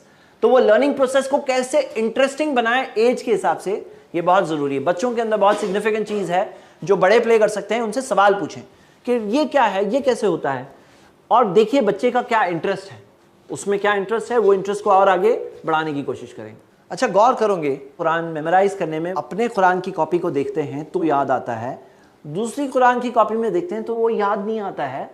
तो यहाँ से एक चीज़ क्या दिख रही है, आपकी वो स्ट्रॉन्ग विजुअल मेमोरी दिख रही है कि आपने जो मेमोराइज किया है वर्ड्स, लेकिन आपने साथ साथ में वो पेजेस, वो कलर, वो प्लेसमेंट, उसके साथ में उसकी पिक्चर मेमोरी आपके दिमाग में है।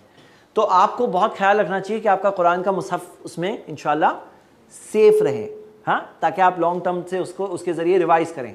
सेकंड चीज़ क्या करिए कि जो प्लेसमेंट आपके उस मुसहफ में है, जैसे हिफ्ज़ वाले मुसहफ में नॉर्मली क्या होता है कि हर पेज पे आयत ख़त्म होती है, हाँ, इनकम्प्लीट आयत नहीं होती है। तो जो वो पर्टिकुलर जो वो सेम टाइप का कौन सा और मुसहफ है, आपकी बहुत मुमकिन है इंशाल्लाह जो मेमोरी यहाँ पर है वो मेमोरी वहाँ पर भी होगी, लेकिन आपने यहाँ शायद कुछ मार्किंग्स वगैरह किए होंगे। यानी कि क्या है, आपकी मार्किंग्स भी विजुअल मेमोरी आपकी।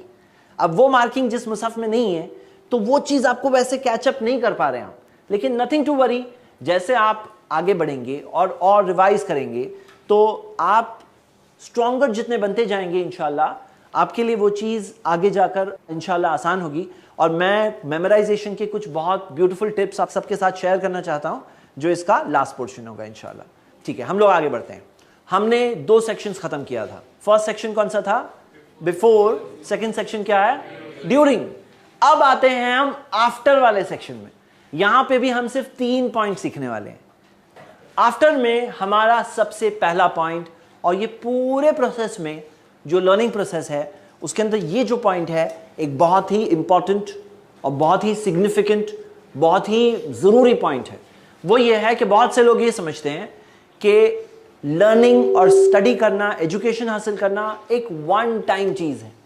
हालांकि सही बात यह है कि स्पेस्ड लर्निंग से रिजल्ट्स अमेजिंग और स्पेक्टेकुलर तौर पर आगे बढ़ते हैं। मिसाल के तौर पर अगर आप 5 घंटे पढ़ सकते हो तो हम कहते हैं 5 घंटे एक साथ पढ़ने की जगह 1-1 घंटा 5 बार पढ़ लो, सेम टाइम। मैं नहीं कह रहा हूं 5-5 घंटे 5 बार पढ़ो, लेकिन वो 5 घंटे अगर आप डिवाइड कर दोगे उसका रिजल्ट वो वन टाइम 5 घंटे से ज़्यादा बेटर हो जाएगा। कैसे, हम देखते हैं कि यहाँ पर हमारे माइंड्स जिस तरह से होते हैं, देखिए माइंड्स को अगर हम देखें, कोई चीज़ आप पढ़ रहे हो, पढ़ते टाइम पर आपने मेमोराइज किया, पढ़ते टाइम पे आपने समझा, समझने के बाद हम क्या देखते हैं कि एक फीलिंग आती है, हाँ मुझे तो ये टॉपिक आ गया, और ये जो फीलिंग एक तरह का डिसेप्शन होती है, धोखा होता है। हमारे माइंड्स इस तरह से काम करते हैं कि एक चीज पढ़ने के बाद एक शख्स भूलना शुरू करता है, फिर थोड़ी देर बाद जब फिर से उठाते हैं, जब नेक्स्ट टाइम, तो काफी भूल चुका है, लेकिन अभी उस चीज को कवर करने में उससे पहले जितने एफर्ट नहीं होगा उससे बहुत कम एफर्ट होगा। मिसाल के तौर पे साइकिलिंग जैसे आती है, अब साइकिलिंग वो अगर छोड़ दे फिर बाद में साइकिल हाथ में उठाए तो भी बहुत आसानी से वो उसे रिकैच कर लेगा। तो भले ही उसे फीलिंग आ रही होगी कि मैं चला पाऊंगा नहीं चला पाऊंगा। स्विमिंग जैसे आती है तो वो सोच रहा है अभी मैं फिर से पानी में जाऊंगा तो स्विमिंग आएगी नहीं आएगी, लेकिन हमारे माइंड्स अल्लाह ने इस तरह से बनाया है कि ये माइंड्स को हम बहुत आसानी से उसको फिर से रिकैच कर सकते हैं। रिमेंबर करने में हमारे माइंड्स में एक स्पेशल एबिलिटी होती है। और आपको पता है ये जो प्रोसेस है ना, याद करना, भूलना, याद करना, फिर से भूलना, फिर से रिवाइज किए, ये प्रोसेस से लॉन्ग टर्म मेमोरी क्रिएट होती है। जैसे मिसाल के तौर पर आप अक्सर देखेंगे कि स्कूल में क्या पढ़े थे, पूछो अगर, हाँ, तो स्कूल में क्या पढ़े थे उसमें से बहुत ही कम चीज़ें याद आती है। हाँ, ये बहुत ज़रूरी है कि एक स्पेस्ड लर्निंग प्रोसेस के साथ जब वो करते हैं वो लॉन्ग टर्म मेमोरी का हिस्सा बनता है। और ये बहुत ज़रूरी है कि आप उसे मल्टीपल टाइम्स में लर्न करें।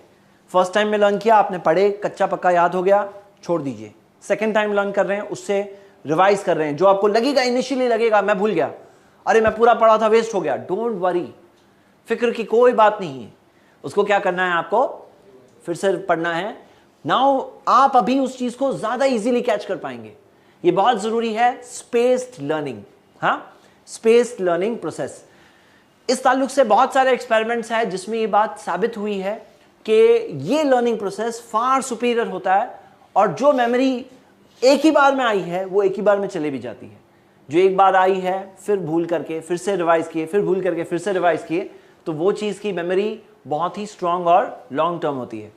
कोई ताज्जुब की बात नहीं, अगर आप कुरान पढ़ें तो आप देखोगे कि जन्नत के बारे में, जहन्नम के बारे में, डे ऑफ जजमेंट के बारे में, अल्लाह के बारे में एक साथ में एक जगह पे सब कुछ दिया है, ऐसा नहीं है। स्पेस्ड लर्निंग है। जन्नत के बारे में आ रहा है, फिर स्पेस के बाद में फिर से थोड़ा और मेंशन आएगा, फिर थोड़ा और मेंशन आएगा। थ्रू आउट द कुरान हर जगह पर ग्रेजुअली आपको ये सारी चीज़ों का मेंशन मिलेगा जो बहुत फाउंडेशंस ऑफ फेथ है। तो वो स्पेस लर्निंग से बहुत स्ट्रांगली वो चीज़ रीइंफोर्स होती है दिमाग में। तो ये हो गया हमारा पॉइंट नंबर 1। पॉइंट नंबर 2, और वो है, हम देखें खास तौर से रिविजन। अब रिविजन के अंदर ये स्पेस लर्निंग का हिस्सा है, लेकिन सिग्निफिकेंटली हम खास इसे अलग पॉइंट के तौर पे क्यों देख रहे हैं, क्योंकि रिवीजन के अलग अलग तरीके होते हैं। एक होता है कि आपने विजुअली रिवाइज किया, आपने जो हाईलाइटेड पॉइंट्स रखे थे, जो की वर्ड अंडरलाइन किया हुआ है, वो की वर्ड आइडेंटिफाई करके वो की सेंटेंस को अंडरलाइन किया हुआ था, वो आपने बस पढ़ लिया। एक रिवीजन तब हुआ जब आपने उसके ऊपर सवाल पूछे थे, रिवाइज किया था आपने जो रिसर्च किया, जो डीप आप गए, और डीप जाने के अंदर शैलो लेवल तो पास हो ही जाएंगे, जो हाई लेवल तक पहुंच जाते हैं उनके लिए लो लेवल तो कोई मुश्किल बात नहीं होती है। जो एडवांस लेवल तक स्टडी कर लेते हैं उनके लिए बेसिक लेवल तो कोई मुश्किल चीज़ नहीं है। जो कोई चीज़ की क्यूरियोसिटी उनको यहाँ तक पहुँचाती है कि वो चीज़ को अंडरस्टैंड जब कर लिया, उनके लिए कोई मुश्किल चीज़ नहीं होती। तो ये हो गया पॉइंट नंबर 2, रिवाइज करना। रिवाइज करने के अलग अलग मेथड्स में हमने देखा, एक है विजुअल रिविजन, एक है वो रिसर्च रिविजन, और एक रिविजन जो हमने अलग पॉइंट बनाया है, पॉइंट नंबर 3 यहाँ पर, और वो है टीचिंग रिवीजन। ये क्या है, मैं आप सबको एक बात बताना चाहता हूँ। ये स्टडीज़ के अंदर ये चीज़ साबित हो चुकी है कि टीच करने से आपके अंदर जो परसेप्शन और जो लेवल की अंडरस्टैंडिंग पैदा होती है वो खाली सुनने से नहीं पैदा होती या खाली याद करने से नहीं होती। एक रिसर्च में आया है जिसके अंदर अलग अलग बैचेस ऑफ स्टूडेंट्स को ले करके अलग अलग तरीके से उनको पढ़ाया गया।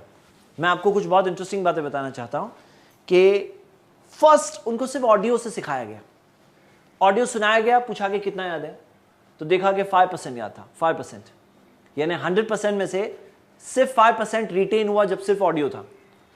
फिर उन्हें कुछ नोट्स दी गई, कहा गया पढ़ो, पढ़े, क्या याद है, तो देखा कि 100% में से 10% याद है। 100% में से 10%। थर्ड मेथड, ऑडियो और विजुअल के साथ, विजुअल भी है ऑडियो भी है। ऑडियो विजुअल के साथ जब पढ़ाया गया, पूछा कि क्या याद है, तो देखा कि 20% रिटेंशन है। हाँ 20%, 5% सिर्फ ऑडियो, 10% रीडिंग। हाँ कितना याद है, 10% याद है, 20% जब ऑडियो विजुअल दोनों। फिर एक तरीका जिसके अंदर डिस्कशन से पढ़ाया गया, बोले आप क्या कहते हो इस बारे में, आप क्या कहते हो, तो डिस्कशन से देखा गया कि 50% याद था। और एक फिफ्थ मेथड जिसके अंदर कोई चीज प्रैक्टिकली करके बताया गया, प्रैक्टिकल तौर पे करके बताया गया, डेमोन्स्ट्रेशन, यानी कोई चीज मैं आपसे कह रहा हूं और कोई चीज मैं करके बताऊं। जैसे फॉर एग्जाम्पल प्रोफेट मोहम्मद सल्लल्लाहु अलैहि वसल्लम ने नमाज पढ़ी और कहा सल्लु कमा रायतुमूनी उसल्ली, उस तरह नमाज पढ़ो जिस तरह तुमने मुझे नमाज पढ़ते देखा, मतलब करके बताया। या उन्होंने हज किया और कहा खुदू अन्नी मनासिककुम, जैसे मैं हज किया, हज के मनासिक, हज का तरीका मुझसे सीख लो। तो करके बताया, उसके अंदर रिटेंशन क्या है, नॉर्मल तौर पर हम देखते हैं कि 30% होता है, डिस्कशन मोड में कोई चीज होती है 50% होता है। लेकिन एक और तरीका था कि जिसके अंदर कहा गया ओके आप भी करो, प्रैक्टिस बाय डूइंग, हम सब मिलके ही करेंगे, वहां पे रिटेंशन 75%। अब लास्ट मेथड हम बात कर रहे हैं। लास्ट मेथड ये है जहां पर उन्हें कहा गया स्टूडेंट्स को आप पढ़ाओ, ये पढ़े अब पढ़ाओ। जब स्टूडेंट ने वो पढ़ाया उसके बाद उसका रिटेंशन 90% था। हाँ, पढ़ाने के बाद रिटेंशन 90% था। और आप देखिए कि मैं आपको एक दो हदीस बताना चाहता हूं जिसमें ये लर्निंग्स हमें मिलती है। प्रॉफेट मोहम्मद सल्लल्लाहु अलैहि वसल्लम ने कहा बल्लिगु अन्नी वलो आया, पहुंचा दो मुझसे चाहे एक आयत क्यों ना हो। तुम्हें एक आयत मालूम है, एक छोटी सी बात मालूम है, पास इट ऑन। सही बुखारी की हदीस है। तिरमिज़ी की हदीस में आता है नद्दरल्लाहु उमरान, अल्लाह उस शख्स को खुश और खुर्रम रखे, समिअ मिन्ना हदीसन, जो मेरी एक हदीस सुने, फहफिज़हु, उसे याद करे, हत्ता युबल्लिगहु गैरहु, यहाँ तक कि किसी और को बता दे। तो हम क्या देख रहे हैं, सुने, याद करे, बता दे, ये तीनों को कनेक्ट किया उन्होंने और कहा कि जो ये तीन चीज करता है अल्लाह उसे खुश रखे। तो ये बताना, ये पहुंचाना, ये लर्निंग का एक बहुत बड़ा हिस्सा है, सीखने का बहुत बड़ा हिस्सा है। जो टाइप की लर्निंग आप अचीव कर सकते हो अगर आप सिखाओ, वो लर्निंग बगैर सिखाए नहीं हो सकती। तो यहां पे हम जब ये देख रहे हैं कि सिखाने के ताल्लुक से जब एक इंसान सिखाता है तो बहुत सी चीजें आती है। आप बता सकते हो उसके अंदर क्या चीज पैदा होती है सिखाने में? Teaching ability. ओके, और बताइए। सामने से क्वेश्चंस आते हैं, कॉन्फिडेंस पैदा होता है, और सिखाने के टाइम पर एक इंसान की अंडरस्टैंडिंग एक हायर लेवल तक पहुंचती है। अब वो पैसिव नहीं है, अब वो जब सिखाना चाह रहा है तो उसके लिए समझना बहुत जरूरी है। समझे बगैर अगर सिखाएगा तो नहीं सिखा सकता है वो। हाँ, हाथ पांव टूटा हुआ सिखाना होगा, हैंडीकैप सिखाना होगा, he has to understand it. तो ये अंडरस्टैंडिंग का वैलिडेशन हो जाता है।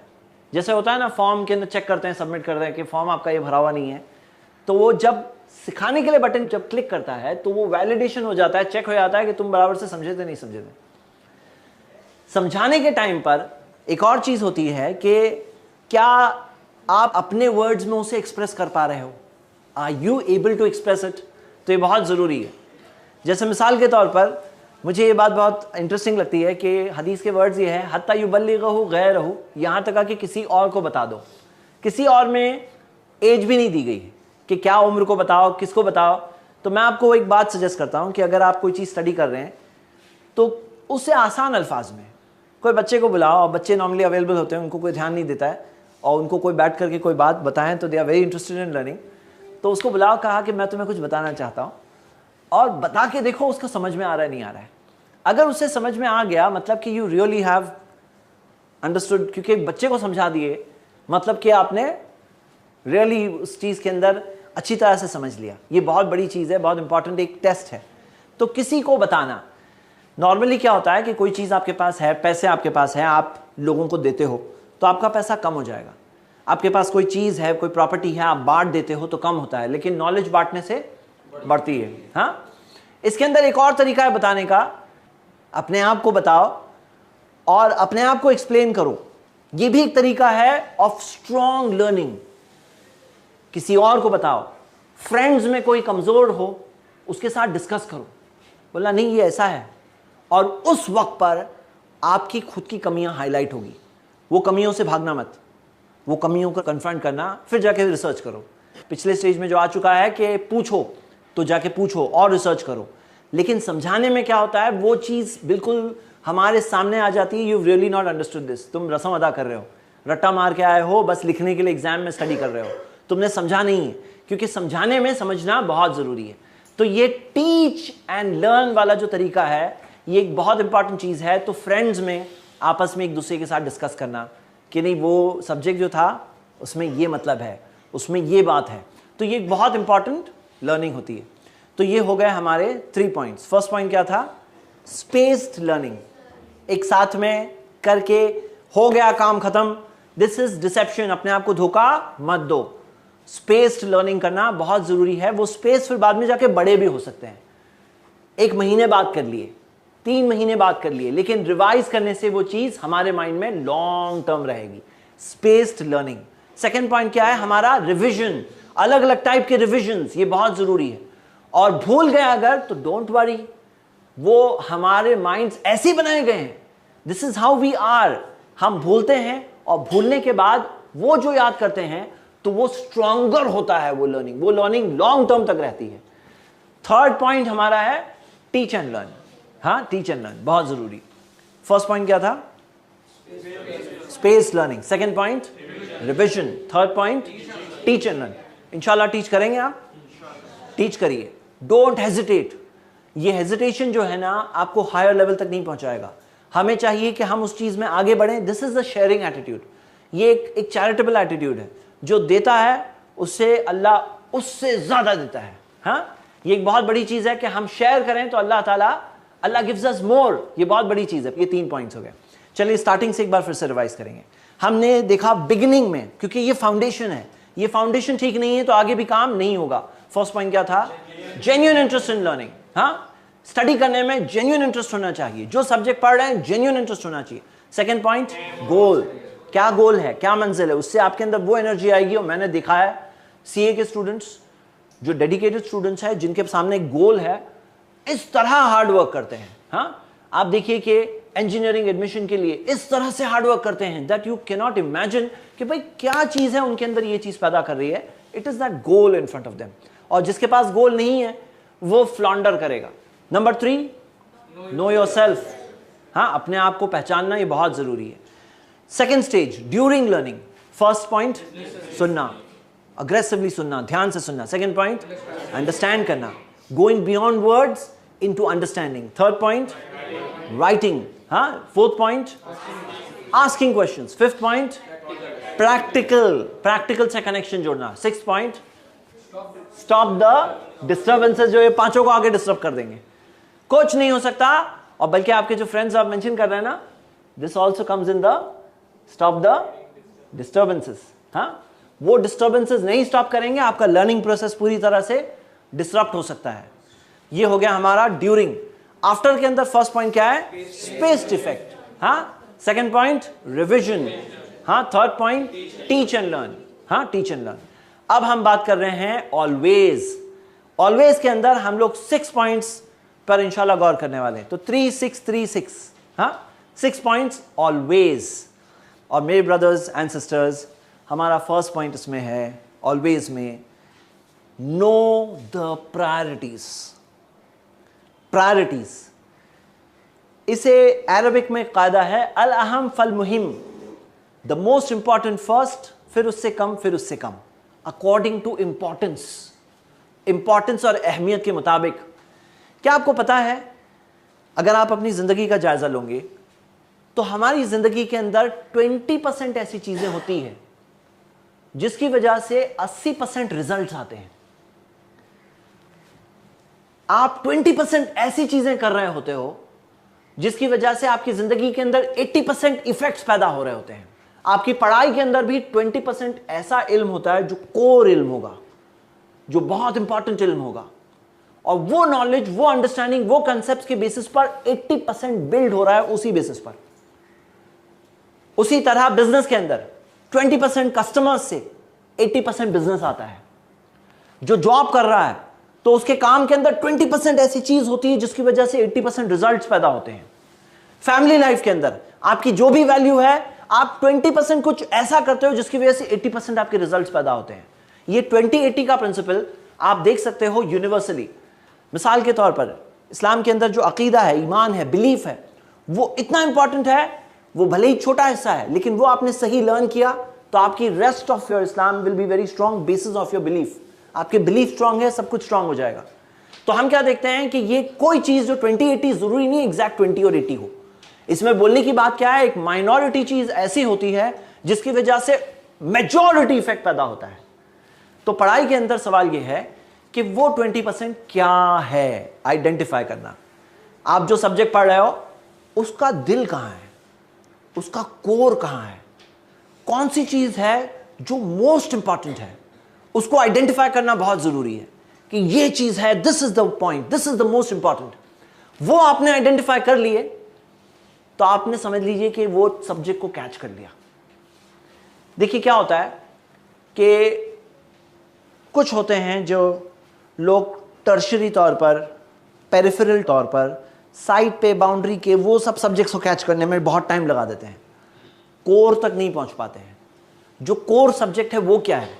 ये एक ऐसी चीज है ना, ask Allah to help you, और अपने आप को फोकस करके ये सोचें कि what is the real subject here, कहां है इसका कोर। जब कोई चीज, कोई भी सब्जेक्ट बात करो, जैसे मैं ये पूरा सेशन दे रहा हूं ना, इसके अंदर भी कोर है कहीं पर, इसका कोर है कहीं पर। कहां है कोर इसका? जेन्युइन इंटरेस्ट में है, वहां पे कोर है उसका। तो कोई कोर होता है, वो कोर को कैच कर लिए ना, जैसे मैं आपको बताता हूं, जहां पे जिसने वो कोर को कैच कर लिया, अर्थ के अंदर भी जमीन में कोर है, जो सेंटर है उसका, जो कोर होता है, जो बिल्कुल अहम पार्ट होता है, जिसने उसको कैच कर लिया, उसने उस सब्जेक्ट के ऊपर बहुत जल्दी मास्टरी कैच की। देखिए मैंने आपको क्या बताया कि you can go ahead of 99% of the students. आप कम एफर्ट में ज्यादा रिजल्ट्स पैदा कर सकते हैं, लेकिन इसके अंदर you have to be very calm, composed, think and identify what is the core. ये सब्जेक्ट के अंदर कौन से वो 20% है जिससे मेरे 80% रिजल्ट्स पैदा होने वाले हैं। ये बहुत जरूरी है। आप जो कुछ कर रहे हो जिंदगी में, बिजनेस के अंदर अगर आप वो 20% कस्टमर्स पे ज्यादा फोकस कर लो तो आप अपने 80% वाले रिजल्ट्स बढ़ा सकते हो। पर्सनल लाइफ के अंदर कौन सी वो 20% चीजें हैं जिससे आपकी ज्यादा वैल्यू होगी, वो 20% चीजें सबसे अच्छी कर लो तो आपकी वैल्यू बहुत बढ़ जाएगी। हाँ, तो हम यहां देख रहे हैं कि ये माइनॉरिटी ऑफ थिंग्स जिसकी वजह से मेजॉरिटी ऑफ रिजल्ट्स पैदा होते हैं, इवन इन इफेक्टिव लर्निंग, ये बहुत जरूरी है कि कौन सी वो कोर है, उसके ऊपर सबसे ज्यादा अहमियत दे दो। हाँ, कौन सी वो चीज है, सबसे ज्यादा इंपॉर्टेंस उसे दे दो। तो ये आइडेंटिफाई करके उस हिसाब से स्टडी करना बहुत जरूरी है। दिस इज ऑलवेज का पॉइंट नंबर 1। ऑलवेज का पॉइंट नंबर 1 क्या है, जिसे हम कहेंगे कि द मोस्ट इंपॉर्टेंट थिंग्स। हाँ, या आप अगर याद रखने के लिए 80-20 रूल बोल दो। 80-20 रूल, जो 80-20 का रूल है, वो रूल समझकर फॉलो करना बहुत जरूरी है। ये बहुत ही एक अहम रूल है, जनरल लाइफ का एक बहुत अहम रूल है। एक्सपेरिमेंटल बेसिस पर बार बार जगह जगह पर देखा गया है। और अगर आप इस्लामिक साइंसेज में देखें तो जो स्कॉलर्स ऑफ इस्लामिक स्टडीज ने इस बात को पॉइंट आउट किया, उन्होंने एक रूल बताया, अल अहम फल मुहिम, द मोस्ट इंपॉर्टेंट फर्स्ट, फिर उससे कम, फिर उससे कम। इब्नुल क़य्यिम अल जौज़ी वो अपनी किताब में लिखते हैं, ही सेज वलो इत्तसल उम्र लिमारिफतिल कुल कान हसन, अगर जिंदगी इतनी लंबी होती कि सब कुछ सीख सकते थे तो ठीक था, अच्छा था। वलाकिन्नल उम्र क़सीर, लेकिन जिंदगी तो छोटी है। फयंबगी ईसारुल अहम वल अफजल, इसी वजह से ज्यादा अहमियत और ज्यादा फजीलत, ज्यादा वर्च्यूज और इंपॉर्टेंस वाली चीजें पहले सीखना होगा। जिंदगी छोटी है, टाइम भी कम है हमारे पास, कम टाइम में ज्यादा रिजल्ट चाहिए, आगे बढ़ना है, और तो कौन सी वो अहम चीजें हैं वो आइडेंटिफाई करना बहुत जरूरी है। फिर उससे कम, फिर उससे कम, सबसे इंपॉर्टेंट थिंग सबसे पहले। ये फर्स्ट पॉइंट है, याद रहेगा इंशाल्लाह। सिर्फ याद ही मत रखो, अपने नजरिया बनाओ। यू शुड नो कौन सी वो चीज है। दुनिया के अंदर 20% लोग 80% लोगों पर असर डालते हैं। ये आप यूनिवर्सली देख सकते हैं, हर जगह पे देख सकते हैं। माइनॉरिटी से मेजॉरिटी रिजल्ट्स आते हैं, वो माइनॉरिटी को आइडेंटिफाई करना बहुत जरूरी है। ये हो गया हमारा पॉइंट नंबर 1। पॉइंट नंबर 2, और बहुत इंपॉर्टेंट ये है, रिस्पेक्ट नॉलेज। नॉलेज नहीं मिलेगी अगर दिल में नॉलेज के लिए रिस्पेक्ट नहीं होगी। और नॉलेज की रिस्पेक्ट कहां पर जाकर एक्सप्रेस होती है? Respecting your teachers, respecting your teachers, respecting your books. क्या आपको पता है कितने सारे स्टूडेंट्स की स्टोरीज ये है, वो किसी सब्जेक्ट से पुट ऑफ हो गए क्योंकि उसमें एक रॉन्ग टीचर था उनके पास, जो टीचर ने उनको पुट ऑफ कर दिया। इस तरह से नफरत हो गई कि वो टीचर से नहीं, वो चीज से नफरत हो गई। हालांकि होना क्या चाहिए था मालूम है आपको? टीचर को नहीं, आप टीचर के इल्म की बात कर रहे हो, पर्सनैलिटी की बात नहीं कर रहे हो, उसके पास जो नॉलेज है उसकी बात कर रहे हो। यू रिस्पेक्ट दैट नॉलेज का मतलब क्या है मालूम है आपको? कई बार टीचर को माफ करना होता है, और माफ नहीं कर पाएंगे ना तो नॉलेज हाथ से चले जाती है। You have to overlook faults. Teacher कभी कभार इंसल्ट कर देते हैं, नहीं करना चाहिए, मैं जस्टिफाई नहीं कर रहा हूं, लेकिन मैं स्टूडेंट पॉइंट ऑफ व्यू से बात कर रहा हूं, हाउ टू स्टडी इफेक्टिवली। हमारे ग्रोथ को हम क्यों हिंडर करें किसी पर्सनैलिटी के लिए? हम अपनी गोल्स तक पहुंचने में क्यों गोल्स को डिस्टर्ब कर दें किसी एक पर्सनैलिटी के लिए? हमें क्या करना होगा? उस चीज से आगे बढ़ना होगा, और बहुत जरूरी है उसके लिए माफ करना। माफ करो, ओवरलुक करो। And this is part of that respect for knowledge. जो रिस्पेक्ट फॉर नॉलेज है उसका हिस्सा है। देखिए आज का एक मॉडर्न कल्चर इस तरह से हो गया है वेयर किसी का रिस्पेक्ट नहीं है, पेरेंट्स का रिस्पेक्ट चला गया, टीचर्स का रिस्पेक्ट चला गया। तो this is a very bad outcome, ये बहुत बुरी चीज हो रही है, क्योंकि इसके रिजल्ट्स बहुत बुरे होंगे। जब नॉलेज को रिस्पेक्ट नहीं करेंगे तो नॉलेज भी हमारे पास नहीं होगी। बहुत जरूरी हमारे लिए क्या है, दैट वी रिस्पेक्ट नॉलेज। हाँ, इस चीज का ख्याल रखना बहुत जरूरी है हम सबके लिए। तो हमारा पॉइंट नंबर 2 है रिस्पेक्ट नॉलेज। अपने अंदर वो रिस्पेक्ट पैदा करें, इज्जत करें। इज्जत करेंगे तब वो चीज हमें मिलेगी। बुक्स की इज्जत करना। अच्छा, क्या आपको पता है कि इसमें कुछ लोग ओवर जाते हैं, बोले नहीं बुक्स की इज्जत कर रहे हैं इसी वजह से मैं कोई मार्किंग ही नहीं करूंगा बुक में। ये सही है गलत है? क्यों इज्जत नहीं करेंगे? हाँ, आप मार्किंग करके गंदा कर देंगे बुक्स को, लिख लिख के गंदा कर देंगे। वहां बाजू में लिखेंगे कि नहीं लिखेंगे? अलग से लिखना चाहिए कि बुक में लिखना चाहिए? अलग लिखोगे कि बुक के अंदर लिख दोगे? हाँ, आप लोग बताइए। Let's have a show off hands. कितने लोग बोल रहे हैं बुक में लिखेंगे, अंडरलाइन करेंगे? I sure? कितने? हाँ करो। और कितने कह रहे हैं कि नहीं बुक बड़ी साफ एंड क्लीन होनी चाहिए, नीट एंड क्लीन? हाँ, कुछ मार्किंग नहीं होनी चाहिए उसमें, कुछ लिखा नहीं होना चाहिए। इज्जत कर रहे हैं हम। तो इज्जत का कंसेप्ट कुछ लोग मिसअंडरस्टैंड करते हैं, बल्कि वो बुक की ज्यादा इज्जत तब हुई जब आपने उसको अडॉर्नमेंट किया। जैसे जेवर है वो, वहां पर वो उसकी ज्वेलरी है, वो उसकी अडॉर्नमेंट है, कि जिसने इतनी इंटरेस्ट लिया इस सब्जेक्ट में कि उसके अंदर अंडरलाइन किया, हाईलाइट किया, बाजू में पॉइंट लिखा, he is really respected the content of that book. वो बुक के अंदर जो बात दी गई उसको रियल रिस्पेक्ट दिया है।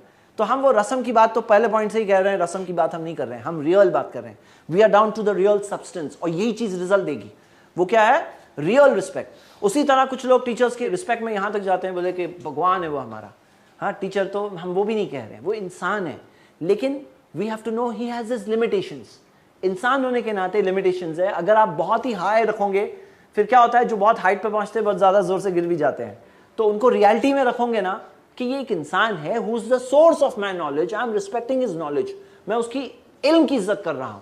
इंसान और पर्सनैलिटी वो अलग हो सकता है, I may even differ with him, लेकिन मैं उसकी नॉलेज की रिस्पेक्ट कर रहा हूं। ये हो गया हमारा पॉइंट नंबर 2। फर्स्ट पॉइंट क्या था? 80-20 रूल। 80-20 परसेंटेज को मत कैच करो, माइनॉरिटी मेजॉरिटी की बात हो रही है। 80-20 बोलने के लिए बोल रहे हैं हम लोग, समझने के लिए समझ रहे हैं। 80-20 रूल याद रहेगा इंशाल्लाह। Second number, respect knowledge. नहीं मिलेगी नॉलेज अगर रिस्पेक्ट नहीं करेंगे। हाँ, थर्ड पॉइंट, पॉइंट नंबर 3, और यहां पे बात आती है सर्कल की, सराउंडिंग्स की, फ्रेंड्स की। क्योंकि हम देखते हैं कि हम सब इंसान हैं, हम पे माहौल का असर पड़ता है। प्रॉफेट मोहम्मद सल्लल्लाहु अलैहि वसल्लम ने फरमाया, मसलुल जलीसिस सालिह वल जलीसिस सू कमसली साहिबिल मिस्क व कीरिल हद्दाद। अच्छे दोस्त की मिसाल और बुरे दोस्त की मिसाल ऐसी है जैसे इत्र बेचने वाला और लोहार की भट्टी। ला यादमु का मिन साहिबिल मिस्क इम्मा तश्तरीही और तजिदुरीहु। इत्र बेचने वाले के पास से बच के नहीं जा सकते। या तो इंसान इत्र को खरीद लेगा, परफ्यूम खरीद लेगा, कम से कम खुशबू लेकर आएगा।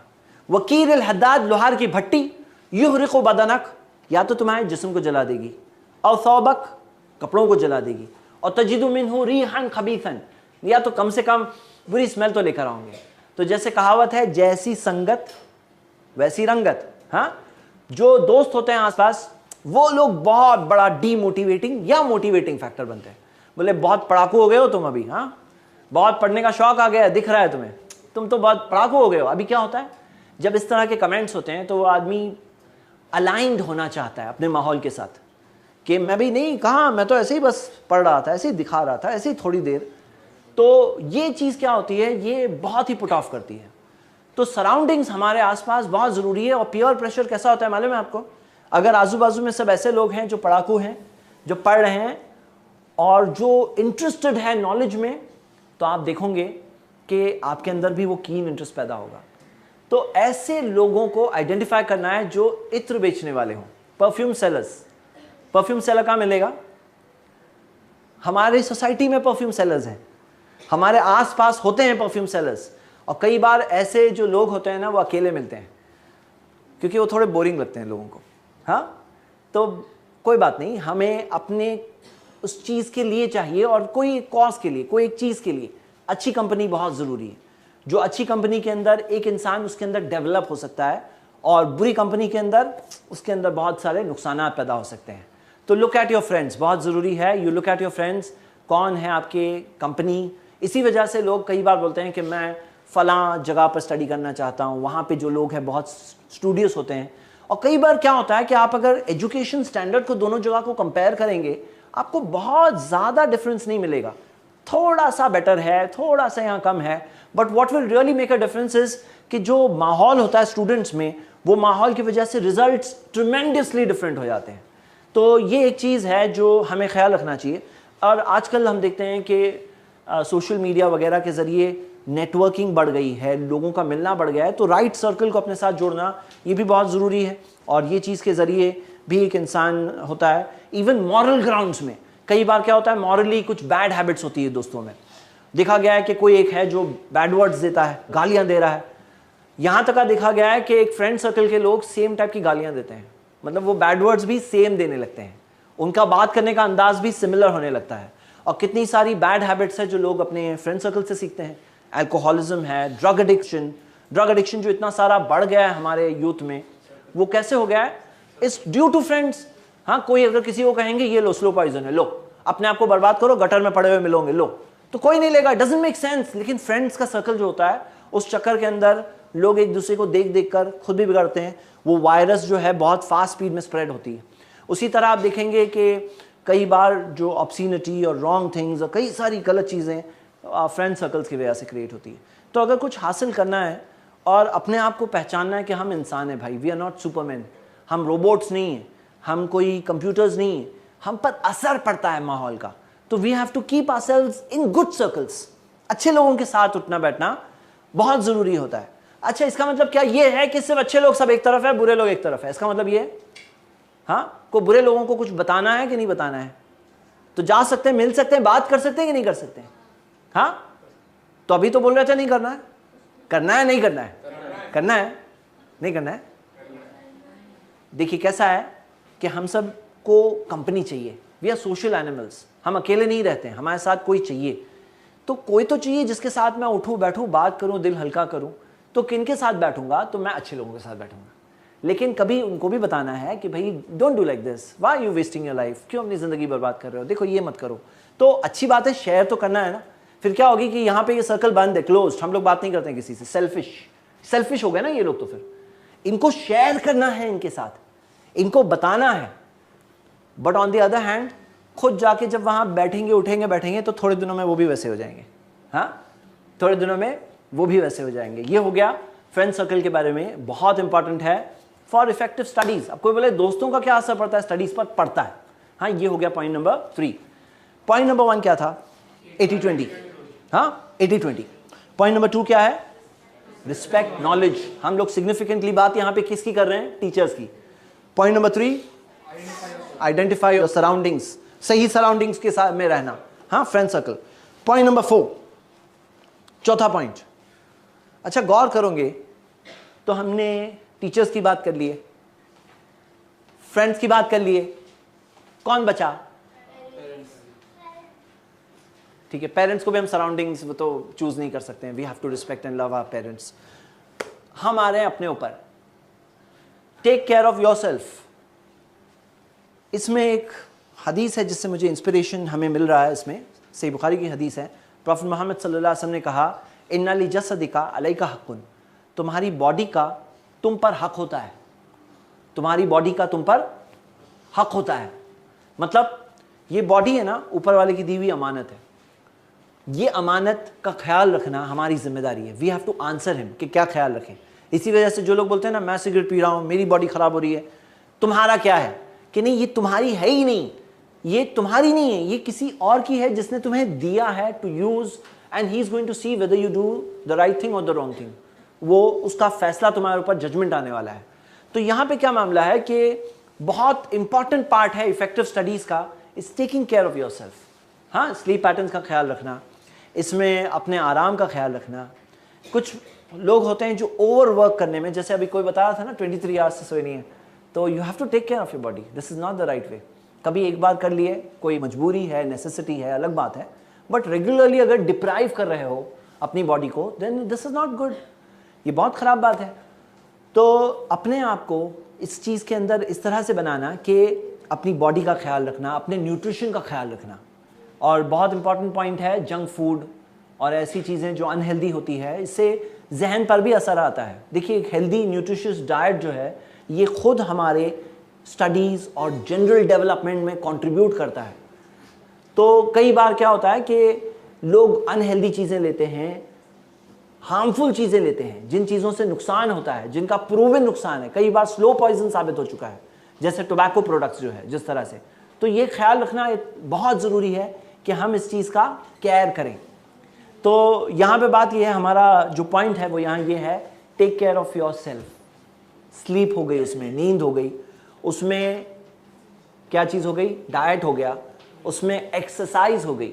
मान लो कि मिसाल के तौर पर कोई शख्स अपने लेथार्जी की वजह से अनहेल्दी होता जा रहा है, काउच पोटैटो बनता जा रहा है। और कई बार क्या होता है, जो बहुत स्टूडियस लोग होते हैं ना, उनकी बॉडी को सफिशिएंट एक्सरसाइज नहीं मिलती है, क्योंकि हमारी अक्सर स्टडीज़ वो बुक्स के अंदर होती है। तो अगर एक शख्स की हेल्थ ख़राब हो रही है तो ये चीज़ का असर उस पर पैदा होगा, अभी नहीं तो लॉन्ग रन में पैदा होगा, हो सकता है शॉर्ट रन में ही उसके ऊपर इफेक्ट आएगा। तो कई बार ये चीज़ों का ख्याल रखना, हेल्दी न्यूट्रिशियस चीज़ें, जैसे फॉर एग्जांपल पढ़ रहे हैं, पढ़ते पढ़ते डेट्स, खजूर है जिसके अंदर एक अच्छे एनर्जी लेवल मिलता है, या सफिशिएंट वाटर है, पानी पीना, और कई सारी चीज़ें हैं, हनी है, कलौंजी है, ये सारी चीज़ें जिनसे काफ़ी अच्छी एनर्जी लेवल इंक्रीज़ होता है। तो वो चीज़ें एक इंसान यूज़ कर सकता है अपने डाइट के अंदर, ताकि वो इफ़ेक्टिवली स्टडी कर सके। ये हो गया हमारा पॉइंट नंबर 4। हमने स्टडीज़ के बारे में क्या बात की, क्या बात की हमने, 80-20 मोस्ट इंपॉर्टेंट चीज़ों पे सबसे ज़्यादा फोकस करना है। Number 2 respect knowledge, number 3 surrounding, specially friends. हाँ, नंबर 4 अपनी हेल्थ का ख्याल रखना, take care of yourself. हाँ, निग्लेक्ट करके एक शख्स उसमें आगे लॉन्ग टर्म नहीं जा सकता। शॉर्ट टर्म में कभी अपने आप को स्ट्रेस कर भी सकते हैं, लेकिन उसे हैबिट नहीं बना सकते हैं, और फॉर अ रीज़न होना चाहिए, for good reason. Point number 5, अब हमने यहाँ ये 3 कैरेक्टर्स की तो बात की, हमने टीचर्स की बात की, हमने सराउंडिंग्स में ख़ास तौर से फ्रेंड्स की बात की, और हमने हमारी खुद की बात कर लिए। अब एक इम्पॉर्टेंट बात है कि आपके सारे के सारे रिजल्ट्स डिपेंड है क्रिएटर पर, उसके साथ कनेक्ट होना ये बहुत ज़रूरी है। वहाँ से आपको वो स्ट्रेंथ मिलेगी जो आप आगे बढ़ सकते हैं। क्या आपको पता है कि हम सब इंसान तो हैं कमज़ोर, लेकिन जिसने इस आसमान और ज़मीन को बनाया, जिसने इस पूरी दुनिया को बनाया, वो सुप्रीमली पावरफुल है। उसकी क्रिएशन को देख के मालूम पड़ता है कि क्रिएशन में इतना परफेक्शन है, तो वो तो श्योरली परफेक्ट है। जब एक इंसान अकेले लड़ता है ना, हार जाएगा वो, लेकिन जब वो अपने क्रिएटर से कनेक्ट करता है तो वहाँ पर जाकर उसके अंदर एक ऐसे अमेजिंग लेवल ऑफ स्ट्रेंथ पैदा हो सकती है जो उसे वो चीज़ अचीव करने में मदद करें जो नहीं सोच सकते for a person of his level. देखिए जो सारी बातें कर रहे हैं, एक बहुत ही एवरेज सा पर्सन एक अबव एवरेज टाइप के अचीवमेंट्स कर सकता है। और वो कैसे होगा, उसके अंदर एक बहुत इंपॉर्टेंट बात है कि अपने क्रिएटर से कनेक्ट करना, वो सोर्स ऑफ पावर से कनेक्ट करना, उसकी मदद मांगना, और वो है जैसा कि उसके क्रिएशन को देख के पता चलता है। तो जहां पर हम अपने क्रिएटर से कनेक्ट करते हैं, वहां पर जाकर हमारे अंदर वो एक इंटरनल स्ट्रेंथ पैदा होती है। कई बार ऐसा होता है, देखा गया है कि परेशानियों में जो लोग कहते हैं ना I don't believe in God, वो लोग परेशानियों में बहुत जल्दी टूट जाते हैं। लेकिन इन डिफिकल्ट टाइम्स कैसे स्ट्रेच हो रहा हूं लेकिन मैं ब्रेक नहीं होऊंगा, मैं स्ट्रेच हूं लेकिन I won't break. How will it be possible जब एक इंसान के साथ उसका क्रिएटर हो। नॉलेज भी उसी की तरफ से है भाई। हम तो एक्सपेरिमेंटल डेटा की बात कर रहे हैं, हम जो बात है ना ऑब्जर्वेशन से देखते हैं। हाँ कि हमने देखा, हमारे पास टेलीस्कोप आया, हमने ऑब्जर्व किया। पहले तो बोलते थे कुछ साल पहले तक कि भाई इतनी गैलेक्सीज है, फिर पता चला कितनी सारी मिलियंस ऑफ गैलेक्सीज हैं। हमारा जो इंफॉर्मेशन है ये एक्सपेरिमेंटल इंफॉर्मेशन है, लेकिन वो जो क्रिएटर जिसने बनाया उसके पास तो परफेक्ट इंफॉर्मेशन है। तो जो नॉलेज का सोर्स है वही है, उससे मांगना। रब्बी ज़िदनी इल्मा, O my lord increase me in knowledge. ऐ मेरे रब मेरे इल्म में इजाफा कर, मेरे इल्म को बढ़ा दे, मेरी नॉलेज को बढ़ा दे। ऑफ कोर्स सबसे पहले सबसे इंपॉर्टेंट नॉलेज आती है वो ये कि हम उसके बारे में नॉलेज हासिल करें कि वो कैसा है, अपनी ज़िंदगी के बारे में नॉलेज हासिल करें। मान लो कि कोई शख्स है जो यहाँ तो सब कुछ स्टडी कर लिया, लेकिन उसने यही नहीं सोचा कि what is his purpose in life, ज़िंदगी का मकसद क्या है। देखा जाए तो वो फेलियर है। कैसे फेलियर है कि if he doesn't know who is his creator, मैं आया हूं यहां कुछ सालों के लिए हूं, any time any one of us can go, किसी भी वक्त हम में से कोई भी दुनिया से निकल जाएगा, हमें मालूम है। वो हमारे आसपास होता है ना, कितनी बार नौजवान young people they leave from this world. अब सवाल क्या है कि मैं था क्यों इस दुनिया में, what was I doing in this world, मैं क्या कर रहा था, what is the purpose of my life, ये जानना बहुत जरूरी है। What is the purpose of our life, कौन है हमारा क्रिएटर, हम यहां से कहां जाने वाले हैं, ये बात को समझना और गौर करना वो लर्निंग प्रोसेस का एक सबसे इंपॉर्टेंट कोर हिस्सा है कि कनेक्ट विथ योर क्रिएटर। वहां से वो स्ट्रॉन्ग स्ट्रेंथ आपके अंदर पैदा होगी, जो स्ट्रेंथ की बेसिस पर आप स्पेक्टेकुलर अचीवमेंट्स कर सकते हैं for your this life and for the life to come, इस दुनिया के लिए, आखिरत के लिए। और वो रियल सक्सेस है, क्योंकि रियल सक्सेस ये है कि कोई इंसान यहां पे भी खुश है और यहां से हम जहां जाने वाले हैं वहां भी खुश रहे। तो क्या है ये मामला, कनेक्ट विथ योर क्रिएटर। तो हमने बात किए थे टीचर की, हमने बात किए थे सराउंडिंग्स जिसमें खास तौर से फ्रेंड्स की, हमने बात की खुद की, लेकिन बहुत इंपॉर्टेंट वो है कि हम बात कर रहे हैं अपने क्रिएटर से कनेक्शन के ताल्लुक से। और जो अपने क्रिएटर से कनेक्ट हो गया, कमजोर इंसान भी स्ट्रांग बन जाएगा, क्योंकि उसे पता है वो अकेला नहीं है। जो एक वीक सा एवरेज सा स्टूडेंट है, अबव एवरेज जीनियस बन जाएगा, बिगेस्ट अचीवर बन जाएगा। और है, हुआ है, ये हुआ है। कब होगा, जब उसके साथ उसको वो एहसास हो कि मेरे साथ मेरा क्रिएटर है, I can do it with his help. हाँ, अपने क्रिएटर से कनेक्ट करना ये कोर है। अल कुरान, he is the one who taught the Quran. वो अल अलीम है, ऑल नॉलेजेबल है, वो तो पक्की बात है। अल हकीम है, मोस्ट वाइज है, उसके क्रिएशन को देख के पता चलता है। तो we should connect with him. ये हो गया हमारा पॉइंट नंबर 5। हाँ, हम 6 पॉइंट्स देखने वाले हैं। फर्स्ट पॉइंट क्या था,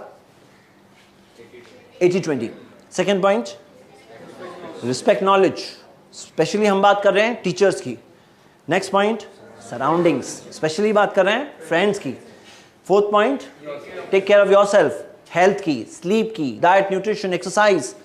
और फिफ्थ पॉइंट क्या था, कनेक्ट विथ योर क्रिएटर। अकेले मत रहना, अकेले मत रहना, keep your creator with you, he is there with you. लेकिन तुम छोड़ दोगे तो तुम्हारा ही नुकसान है, हम छोड़ दें तो हमारा नुकसान है, हम उसको नहीं छोड़ेंगे तो वो हमें नहीं छोड़ता, वो बहुत मर्सीफुल है। हम ही छोड़ दें तो उसने तो इंसान को इख्तियार दिया है कि क्या करना है करो, और इंसान अगर इख्तियार का गलत इस्तेमाल करे then he is going in the wrong direction. चलिए हम लास्ट पॉइंट ऑफ टुडे लेते हैं। और जैसे हमने यहां पे 80-20 से स्टार्ट किया था कि अहम चीज को इंपॉर्टेंस दीजिए, हमारा लास्ट पॉइंट यहां पे हम पैकेज कर रहे हैं उससे कनेक्ट करते हुए, वो ये है कि knowledge is a continuous process. Knowledge is a continuous process. ये मत सोचना कि बस अभी पढ़ाई खत्म हो गई। जो लोग ये सोचते हैं ना पढ़ाई तो खत्म हो गई, पता है आपको क्या होता है, साबित हो चुका है ये स्टडीज के जरिए कि जब एक कंप्लीटेड वाली फीलिंग आती है ना, कंप्लीटेड, तो वहां पे नॉलेज फॉरगेट करता है। कंप्लीटेड में फॉरगॉटन हो जाता है, वो नॉलेज फॉरगॉटन की लिस्ट में चले जाता है। ऐसे एक्सपेरिमेंट्स के जरिए ये चीज साबित हुई है। इस तरह के एक्सपेरिमेंट्स हुए हैं कि वेटर्स का सर्वे किया गया कि मान लो ऐसे कस्टमर्स हैं जो खा कर गए, और ऐसे कस्टमर्स हैं जो खाए और है उनका बिल फाइनल नहीं हुआ। वेटर से पूछा गया, ये जो खा के गए इन्होंने क्या खाए थे, बोले ये खाए थे, वो खाए थे, उनको जो डिटेल्स पता है। जब ये कस्टमर्स की बात हो रही है कि ये लोग क्या खा रहे हैं, तो इनका बराबर से याद है, लेकिन उनका काफी भूल गया। क्यों भूल गए, ये तो अभी अभी बस सामने, बस अभी गए ये लोग, क्यों भूल गए, क्योंकि इसके अंदर जब एक फीलिंग आती है कंप्लीटेड, तो कंप्लीटेड में क्या होता है, वो नॉलेज फॉरगॉटन की लिस्ट में जाने लगती है। तो आई एम सेइंग नॉलेज के अंदर अगर आप आगे बढ़ना चाहते हो ना, तो ये कंप्लीटेड वाली बात कभी मत बोलना। जहां आपने बोल दिया ना कंप्लीटेड, वहां पे साफ होना शुरू हो जाता है। ये कहो अपने आप से, I am a student for always. दुनिया में बहुत कुछ है सीखने के लिए, हाँ, दुनिया में बहुत कुछ बेनिफिशियल सीखेंगे, सबसे फायदेमंद सीखेंगे, मोस्ट इंपॉर्टेंट चीजें सीखेंगे, कोर पे सबसे अहम चीजों पे फोकस करेंगे, लेकिन सीखते तो रहना है कंटिन्यूसली, क्योंकि दिमाग अल्लाह ने दिया है जिसके अंदर अनइमेजिनेबल कैपेसिटीज है। हाँ, और आपको पता है जितना आप सीखेंगे उतना सीखने की ताकत और बढ़ती जाती है। उतना ऐसा नहीं होता है कि अरे मेरा तो अभी दिमाग खाली करना पड़ेगा तो भरेंगे, ये हार्ड डिस्क नहीं है। जो हार्ड डिस्क में होता है ना कि एक मेमोरी फुल हो गई है, हाँ, ये क्या है, ये एक ऐसी चीज है जो जितना करेंगे उतना एक्सपांड होता है। जैसे मिसाल के तौर पे एक एक्सरसाइज कर रहा है कि भाई कोई बोले मैं ये इसे 50 बार जिंदगी भर में उठा सकता हूं, नहीं, वो जितना उठाएगा उतना और उठाने की ताकत उसके अंदर आ जाएगी। हाँ, इंसान जो मसल्स यूज करता है वो मसल्स उसके और डेवलप होते हैं। तो लर्निंग का एक प्रोसेस जो है ये कंटिन्यूस रखना चाहिए, और जब हम ये रखेंगे तब वो नॉलेज का रिटेंशन बढ़ जाता है, वो नॉलेज ज़्यादा हमारे पास बाकी रहती है। तो यहाँ पर हमने ये ख़त्म किया हमारे लास्ट ये 6 पॉइंट्स ऑलवेज वाले। तो हमने 4 सेक्शन में देखा था। फर्स्ट सेक्शन बिफोर कितने पॉइंट्स थे? 3, ड्यूरिंग 6, आफ्टर 3, ऑलवेज 6। कितने पॉइंट्स टोटल हुए? 18। हाँ, हमने 18 पॉइंट्स कंप्लीट किए।